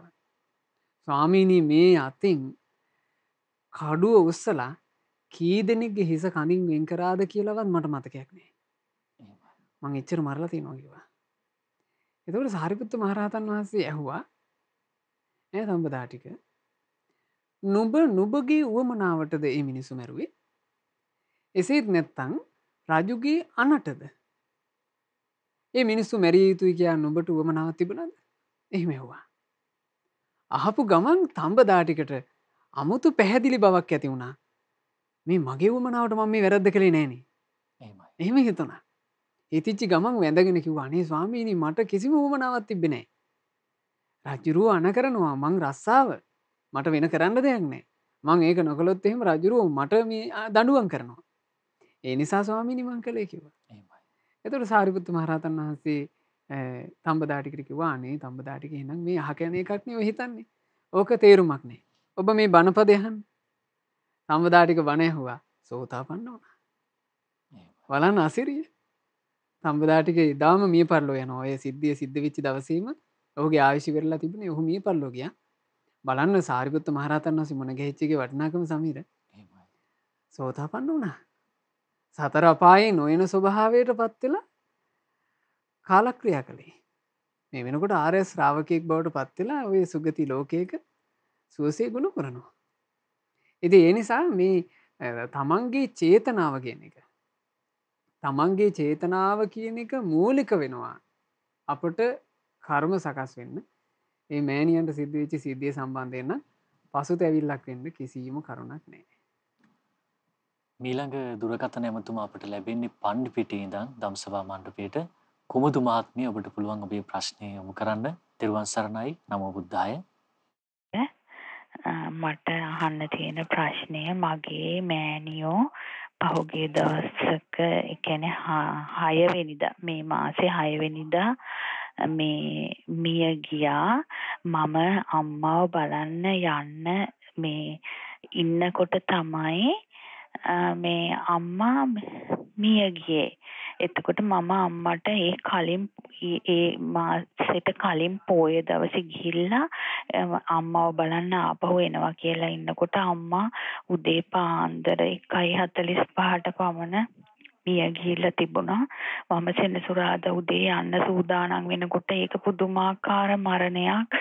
බුදු ගුණ සිහි කර කර බුදුරුවවල් 3 ගානේ බිත්තියේ පෙනෙනවා කියමින් 3 ගානේ පේලි 3ක් වල සිරස පේනවා කියමින් තමයි මගේ අම්මා මිය ගියේ. ඒ ගැන මට සතුටුයි. මට තියෙන දුක මට අම්මව බලන්න යන්න බැරි වුණාට ඒක මට හිත හදාගන්න බැරුව මං ගොඩාක් දුක් වෙනවා. මට අම්මව බලන්න යන්න උදේ යන්න සූදානම් වෙලා ඉඳිද්දි මේ 1:45ට අම්මා මිය ගිය එක ගැන මට හිත හදාගන්න බැරුව මං හඬනවා. මට ඒකට හිත හදාගන්න දෙයක් කියන්න කියලා තමයි මම කියන්නේ. බුද්ධ දේශනාවේ තියෙනවා භාග්‍යතුන් වහන්සේ වදාළ බොහොම වටින පරියායක් දහම් ක්‍රමයක් අපි හැමදෙනාගේ ජීවිතේ හැමදාම මතක තියාගන්න ඕන එකක්. බුදුරජාණන් වහන්සේ දේශනා කළා යේන යේනහි මඤ්ඤන්ති තතෝතං හෝති අඤ්ඤතා. හිතාගෙන ඉන්නේ යම් විදිහකටද සිද්ධ වෙන්නේම අනෙකකි. තවත් ක්‍රමයකට බුදුරජාණන් වහන්සේ දේශනා කළා අචින්ති තම්පි භවති චින්ති තම්පි විනස්සති. හිතාගෙන ඉන්න එක සිද්ධ වෙන්නේ නැතුව යනවා. නොහිතපු එකක් සිද්ධ වෙනවා. මේක ජීවිතයේ ස්වභාවය. මේක ජීවිත ස්වභාවය කියලා තේරුම් ගැනීම තමයි අපිට උපේක්ෂාවටපත් වෙන්න උපකාර වෙන්නේ. මේ ලෝකයේ තුල උපේක්ෂාවෙන් වාසය කරන ශ්‍රාවකයා. ඇත්තටම අපිට ශ්‍රාවකයෙක් ගැන සමීර උපේක්ෂාවෙන් වාසය කරනවා කියන එක කියන්න පුළුවන්. එහෙමයි. උපේක්ෂාවෙන් වාසය කරන ශ්‍රාවකයා උපේක්ෂාවට එන්නේම යෝනිසෝ මනසිකාරයෙන්.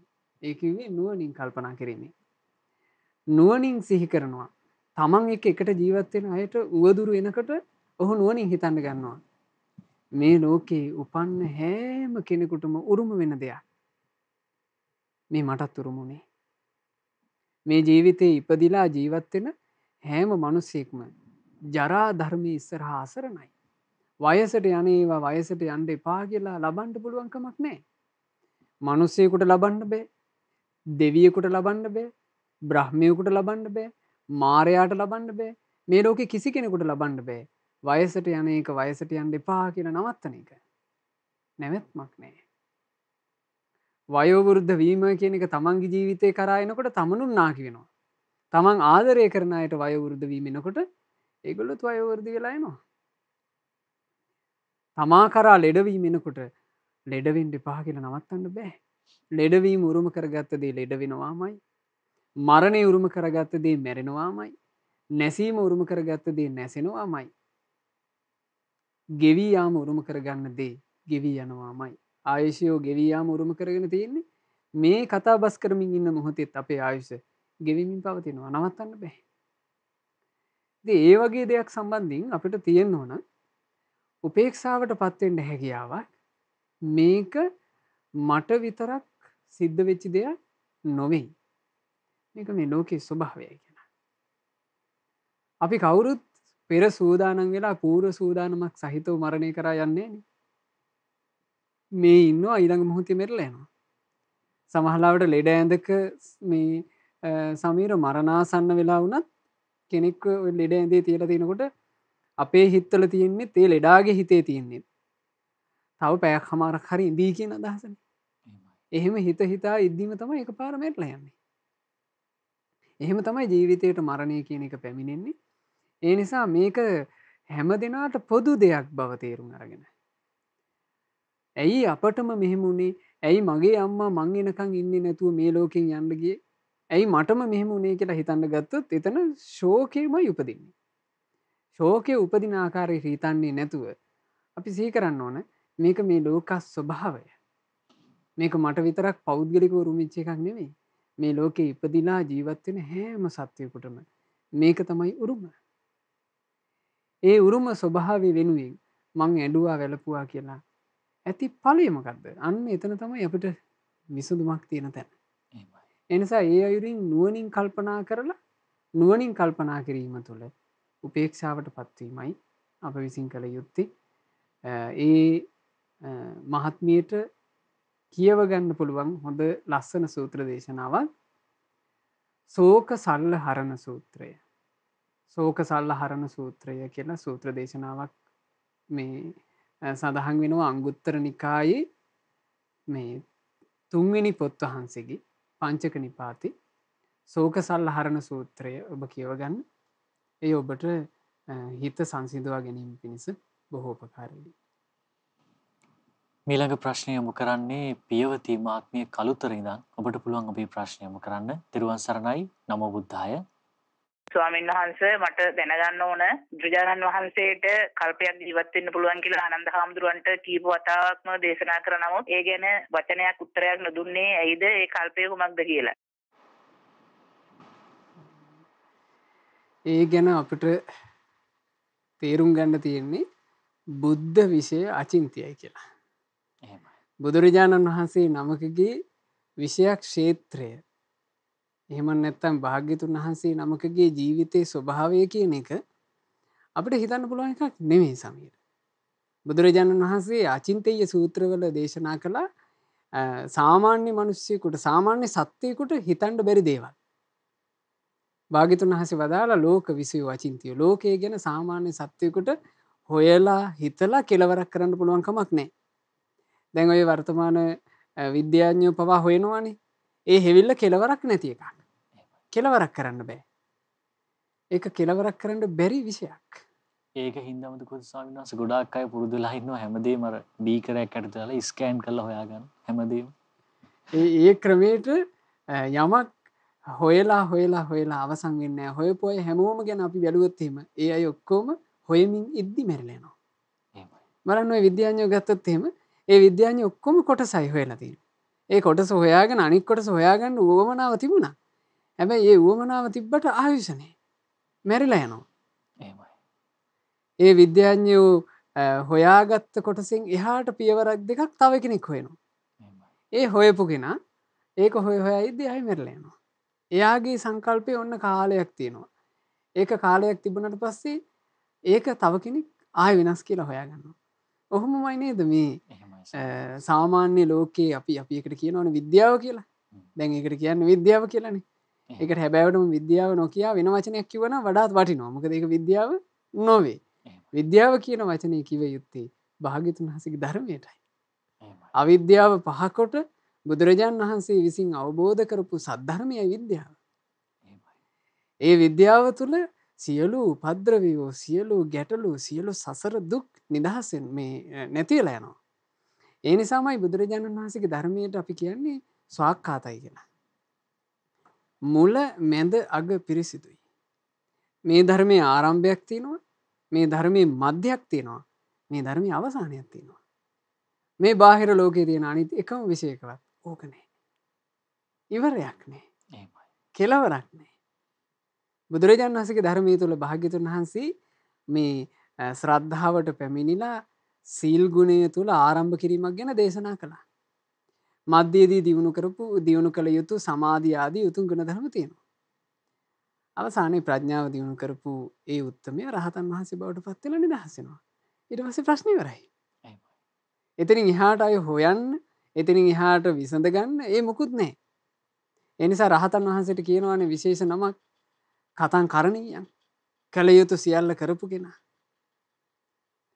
යලිත් මේ ජීවිතයේ යහපත සැපේ වෙනුවෙන් කරන්න දෙයක් ඒ උත්තමයාට ඇත්තේ නැහැ. සියල්ල කරලා අවසන්. ඉතින් ඒ නිසා මේ බුදුරජාණන් වහන්සේගේ ජීවිතයේ භාග්‍යතුන් වහන්සේගේ සද්ධර්මයේ තුල දේශනා කරලා තියෙන සීමාවෙන් එහා දෙයක් අපි හිතන්න යනවා කියලා කියන්නේ අපි අනවශ්‍ය දෙයක් හිතන්නේ. දැන් මහා කාරුණික ශාස්ත්‍රුන් වහන්සේ පිරිනිවන් පාන පිරිනිවන් පෑමට මේ කාල සීමාව පැමිණියාට පස්සේ තැන් 16කදී අපේ ආනන්ද ස්වාමීන් වහන්සේට සිහිපත් කළානේ. ආනන්දය යමෙක් සතර එරිදිපාද ධර්මයෝ මනවින් ප්‍රගුණ කරලා තියෙනවා නම් ඒ ප්‍රගුණ කරපු කෙනාට කල්පයක් වැඩ ඉන්න පුළුවන්, කැමති නම් ඊට වඩා ඉන්න උනත් පුළුවන් කියලා. ඒ කියපු හැම වතාවකම මාර්යා විසින් හිත වහගත්ත කියනවනේ අපේ ආනන්ද ස්වාමීන් වහන්සේගේ. නමුත් ඒ ප්‍රකාශ කරනකොටත් බුදුරජාන් වහන්සේ නිම කළ බුද්ධ කෘත්‍ය ඇතුවයි හිටියේ. ආය ශාස්ත්‍රඥ වහන්සේ විසින් ශ්‍රාවකයා උදෙසා කරන්ට කියලා වෙන කිසිම දෙයක් තිබුණේ නැහැ. බුදුරජාණන් වහන්සේ අවස්ථාවක අහනවා ආනන්දය. ඒ වෙනකොට භාග්‍යතුන් වහන්සේගේ වයස අවුරුදු 80ක්. භාග්‍යතුන් වහන්සේගෙන් අහනවා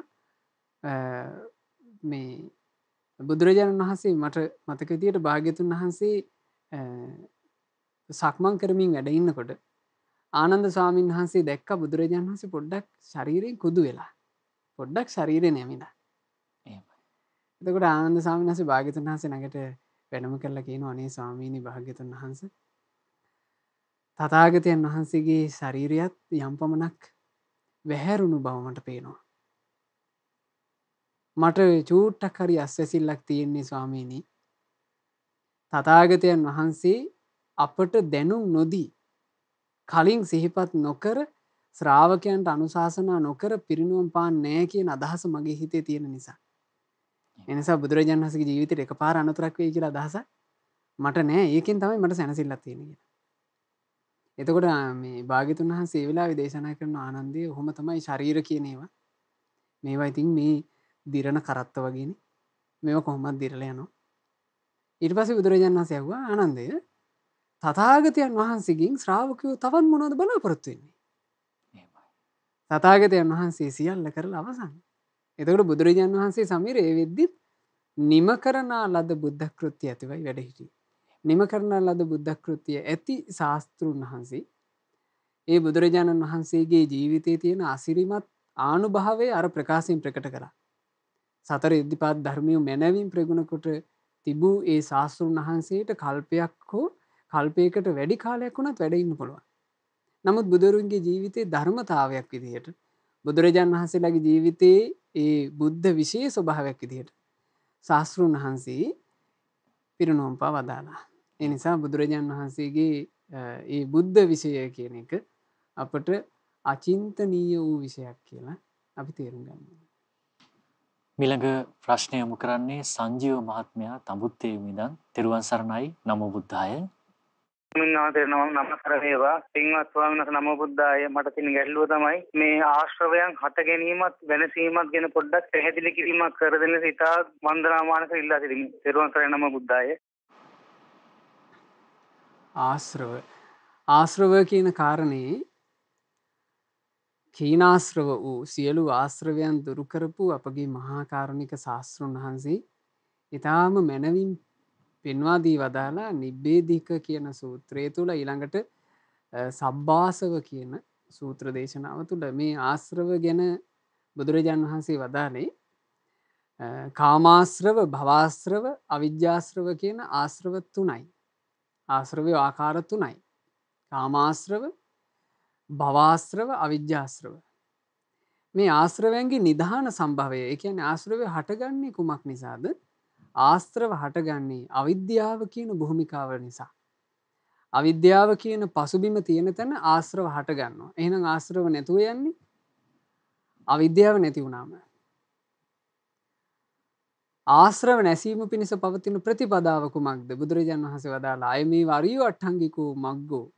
ඒ මේ ආර්ය අෂ්ටාංගික මාර්ගය තමයි ආශ්‍රව නිරුද්ධ කරන්න තියෙන ප්‍රතිපදාව. මේ ආශ්‍රවයේ ස්වභාවයේ සමීර භාග්‍යතුන් වහන්සේ හරිම ලස්සනට දේශනා කළා ආශ්‍රවයන්ගේ විපාකය මොකක්ද කියලා. යෝ අවිජ්ජාගතෝ යම් අවිද්‍යාගත සත්‍යයක් සිටිනවා නම් මේ අවිද්‍යාගත සත්‍යය තුළනේ ආශ්‍රව ක්‍රියාත්මක වෙන්නේ. අවිද්‍යාව තියෙන තැනනේ ආශ්‍රව පවතින්නේ. අවිද්‍යාගත සත්‍යයක් තජ්ජං අත්ත භවං අබිනිබ්බත්තේති. ඒ ආත්ම භාවය තුළ විශේෂයෙන් උපද්දනවා. පුඤ්ඤ භාගයන් වා අපුඤ්ඤ භාගයන් වා පිනට අනුව හෝ පවට අනුව හෝ.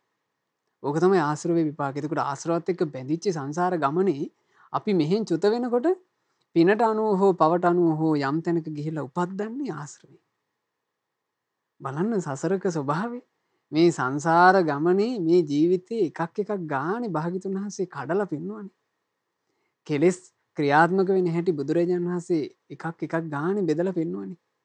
දැන් මේ ජීවිතේ ඔන්න මිනිස්සෙක් ලෙඩ ඇඳට වැටිලා එයා දුර්වල වෙලා එයාව බේරගන්න වෛද්‍යවරු නොයෙක් මේ උපකරණ වලින් හද ගැස්ම ආයෙ අරගන්න උත්සාහ කරලා එක එකව කරනවනේ අපිට පේන්නේ. ඒකල ඔන්න මේ මිනිස්සගේ හද ගැස්ම නැතුව යනවා. ඊට පස්සේ අපි කියනවා එයා මිය පරලෝ ගියා. ඊට පස්සේ ඔන්න අපි මෙහෙන් අපි දකින්නේ අර මේ මෘත ශරීරේ රෙද්දකින් වහනවා විතරයි. ඊළඟට අපිට පේනවා ඇඟ ටික ටික සීතල වෙලා ඇඟ දරදඬු වෙලා යනවා. ඔච්චරනේ අපිට පේන්නේ. සංසාර කතන්දරයක් මේක අස්සේ තියෙනවා කියන එක අපිට පේන්නේ නේ. එයා මෙතනින් ඒ විදිහට චුත වෙනකොටම එයාගේ පිනට අනුව හෝ පවට අනුව හෝ එයා ගිහිල්ලා යම් තැනක උපදිනවා. එතෙන්ට උපද්දන්නේ කවුද? ආශ්‍රව විසින්. කාමාශ්‍රව, භවආශ්‍රව, අවිජ්ජාශ්‍රව තියෙන සත්‍යය ඒ තැනට ගිහිල්ලා උපද්දන්නේ අර ආශ්‍රව විසින්. අපි මේ මනුස්ස ලෝකේ අම්මා කෙනෙකුගේ කුසේ ඉපැදෙව්වේ අර ආශ්‍රව විසින්. ආශ්‍රව තියෙන තාක් සාංශාරික ගමනේ දිගින් දිගට කොහේ හරි ඉපදි යනවා. ආර්ය අෂ්ටාංගික මාර්ගයේ අනුගමනය කරන කෙනා කීනාශ්‍රව බවට පත් වෙනවා. ආශ්‍රව සියල්ල ෂේ වෙලා යනවා. ස්වාමීන් වහන්සේ ෂේ කිරීම සිද්ධ කරන්නේ කුසල සංකල්පයකින්ද? ආශ්‍රය ෂේ වීම බුදුරජාණන් වහන්සේ ඉතා ප්‍රකටව දේශනා කළානේ. ආශ්‍රය ෂේ වෙන්නේ කරන ලද ක්‍රියාවක් නිසා. ක්‍රියාව මොකක්ද? ආර්ය අෂ්ටාංගික මාර්ගය අනුගමනය කිරීම. ආර්ය අෂ්ටාංගික මාර්ගය අනුගමනය කරන කෙනාට සිද්ධ වෙන්නේ සමීර සීල, සමාධි, ප්‍රඥා දියුණු වීම. සීලේ දියුණු වීම, සීලේ හොඳට දියුණු වෙනකොට සීලෙන් අනුග්‍රහ ලබනවා. සීලේ හොඳට දියුණු වෙලා යනකොට ඒ සීලෙන් අනුග්‍රහ ලබනවා සමාධිය. සීලයකින් අනුග්‍රහ ලබන සමාධිය හොඳට ශක්ති සම්පන්නයි. ඒ සමාධියෙන් අනුග්‍රහ ලැබමින් ප්‍රඥාව දියුණු කරනකොට ප්‍රඥාව තුළ තමයි අවිද්‍යාවට ඍජුව පහර ගහන්නේ. එතකොට අවිද්‍යාව අන්ධකාරයේ කැඩී යනවා. අනවබෝධය නැතුව යනවා. අනවබෝධය නැතුව ගිය ගමන් අවිද්‍යාව නැති තැන ආශ්‍රයෝ පිහිටන්නේ. ආශ්‍රව පිහිටන්න තැනක් නැතුව යනවා. හරියට පොළව කියලා එකක් තිබ්බ නැත්නම් ගහක් හිටවන්න තැනක් නැහැ. පොළවේ තමයි ගහ පැලවෙන්නේ. පොළව අයින් වුණා නම් ගහක් හැදෙනවා කියලා කතන්දරයක් එතන එහෙම පැනවීමක් නැහැ. පොළව කියන පැනවීම තිබුණොත්නේ පොළවේ හිටවන ගහ කියන පැනවීම එන්නේ. පොළව කියන පැනවීම නැතුව ගියා නම් ආයේ ගහක් හිටවනවා කියලා කතන්දරයක් එතන නැහැ. අන්න ඒ වගේ තමයි රහතන් වහන්සේ නමකගේ ජීවිතේ කීනාශ්‍රව බවට පත් වුණාට පස්සේ ආයේ උත්තමයන් වහන්සේ ගැන එතන ඉහට සසර කතන්දරයක් නැහැ. ඒ උත්තමයන් වහන්සේ පහනක් නිවී යනවා වගේ නිවී යනවා. මොකද ආශ්‍රවයකින් වෙන විපාක කිසිවක් ඒ උත්තමයන් වහන්සේගේ ජීවිතයට යලි හැදෙන්නේ නැති නිසා. එහෙනම් ඔන්න ওই විදිහට තමයි ආශ්‍රව ගැන. ඇත්තටම මේ ආශ්‍රව වගේ ඊටාම සියුම් වූ මේ ජීවිතයට බලපවත්වන කාරණා අපට මේ මහා ප්‍රඥා ඇති බුදුරජාණන් වහන්සේගේ ධර්මයේ මුණ ගැහිච්ච නිසා තමයි මෙහෙම ඉගෙන ගන්න අවකාශ ලැබුණේ. ඒ ශාස්ත්‍රඥ වහන්සේ ගැන හිත පහදවාගෙනම ওই ධර්ම කාරණා හොඳට මතක තියාගන්න. තවදුරටත් ආශ්‍රව සම්බන්ධයෙන් තමන්ගේ දැනුම වැඩි දියුණු කරගන්න පුළුවන් සබ්බාසව සූත්‍රය කියවීමෙන් නිබ්බේධික සූත්‍රය කියවීමෙන්. ධම්සභා මණ්ඩපයේ කල් වේලා ඉක්මවා යන නිසාත් අපි පින ස්වාමින් වහන්සේට ආරාධනා කරමු උතුම් පුණ්‍ය අනුමෝදනාව සිදු කරන්න. අවසරයි පින ස්වාමින් වහන්සේ. අද දවසේ අපි ධම්සභා මණ්ඩපයේ සජීවී දහම් කතිකාවතින් බොහෝ දහම් කාරණා පැහැදිලි කරගත්තා. පින්වතුන්ලගේ නොයෙක් දහම් ගැටලු වලට පිළිතුරු අපි සාකච්ඡා කළා. ඒ වගේම මෙත් සිතක අසිරිය ගැන පින්වතුන්ලට අහන්න ලැබුණා. ඉතින් මේ සියලුම ආකාරයෙන් අප විසින් දැස් කළා වූ උතුම් පුණ්‍ය ධර්මයන් අනුමෝදන් කරමු සියලු දෙවිවරුන්ට. සක් දෙවිඳුන් සතරවරන් දෙවිවරුන් සෙම්පති දෙවියන් ප්‍රධාන සියලු දෙවියෝ පහන් සිත් ඇතිව පින් අනුමෝදන් වෙත්වා. අපගේ ඉෂ්ඨකාමි හිතකාමි සියලු දෙවියෝද පින් අනුමෝදන් වෙත්වා. ලංකා භූමිය සුරකින සුමන සමන් දෙවියන් ප්‍රධාන සියලු දෙවි දේවතාවුන් වහන්සේලා පින් අනුමෝදන්ව දෙවියෝ දිව්‍ය සැපින් වැඩෙත්වා. දිව්‍ය ආශ්චර්යෙන් වැඩෙත්වා. දෙවියන්ගේ නිරන්තර රැකවරණයත් ආශිර්වාදයත් අප හැම දිනාට දෙවියෝ නොඅඩුවම සලසා දෙත්වා. දෙවියෝද සංසාර දුකින් අත මිදෙත්වා. සාදු සාදු සාදු. අපගේ ගුරු දේවෝත්තම කල්යාණ මිත්‍ර පරම පූජනීය පින්වත් ලොකු ස්වාමීන් වහන්සේට සියලුම පුණ්‍ය ධර්මයන් අනුමෝදන්ව ගුරු දේවයන් වහන්සේ නිදුක්ව නිරෝගීව දීර්ඝායුෂ සම්පන්නියම ලබත්වා.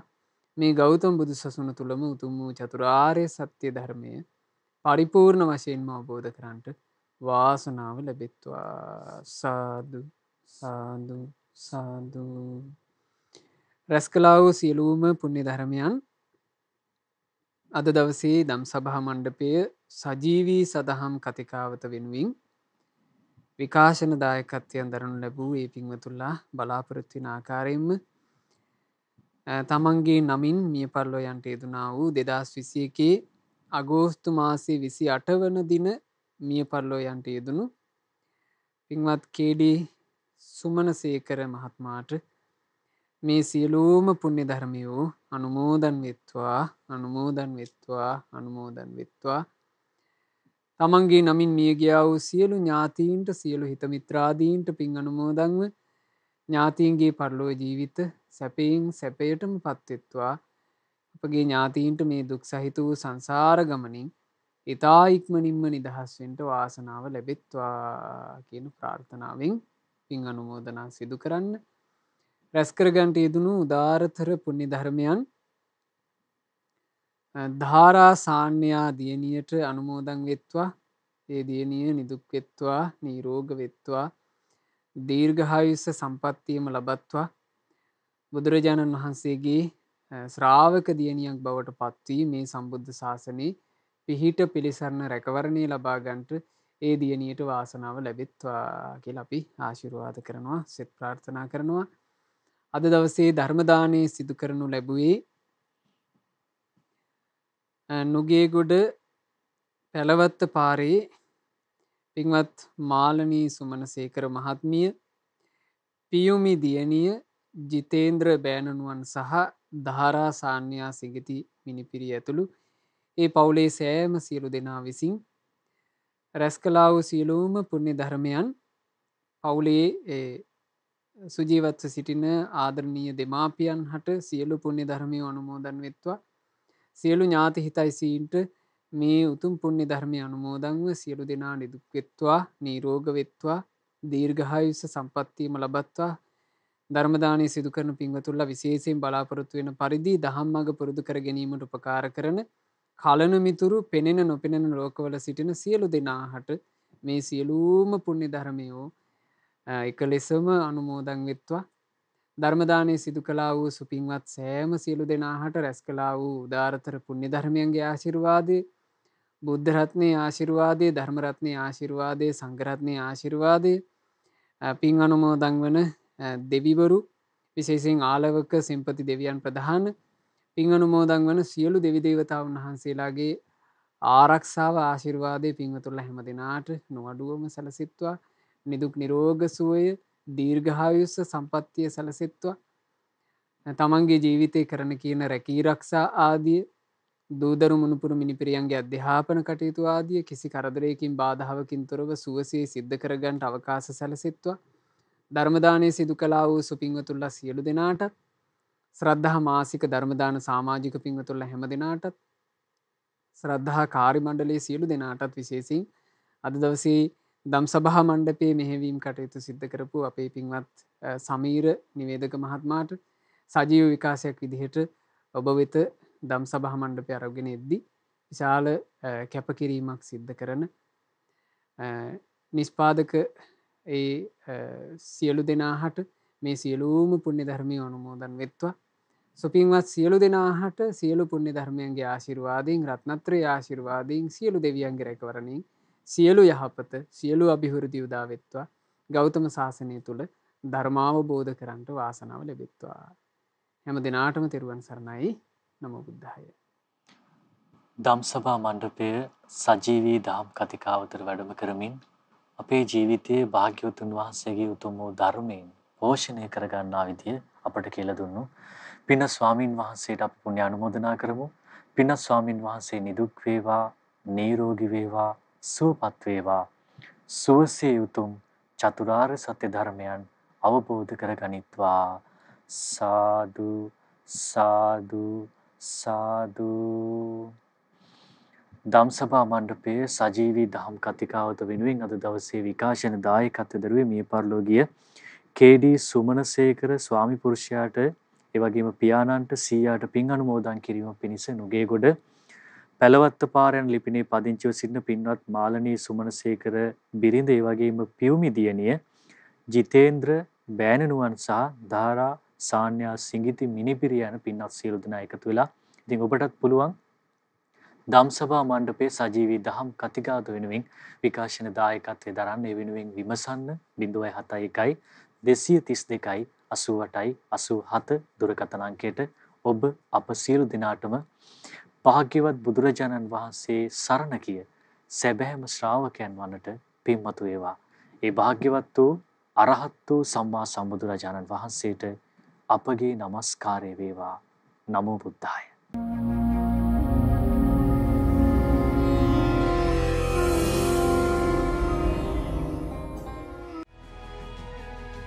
මෙවැනි වටිනා ධර්ම දේශනා නැරඹීමට ශ්‍රද්ධා YouTube චැනලය සබ්ස්ක්‍රයිබ් කර සීනුව ලකුණ ඔබන්න.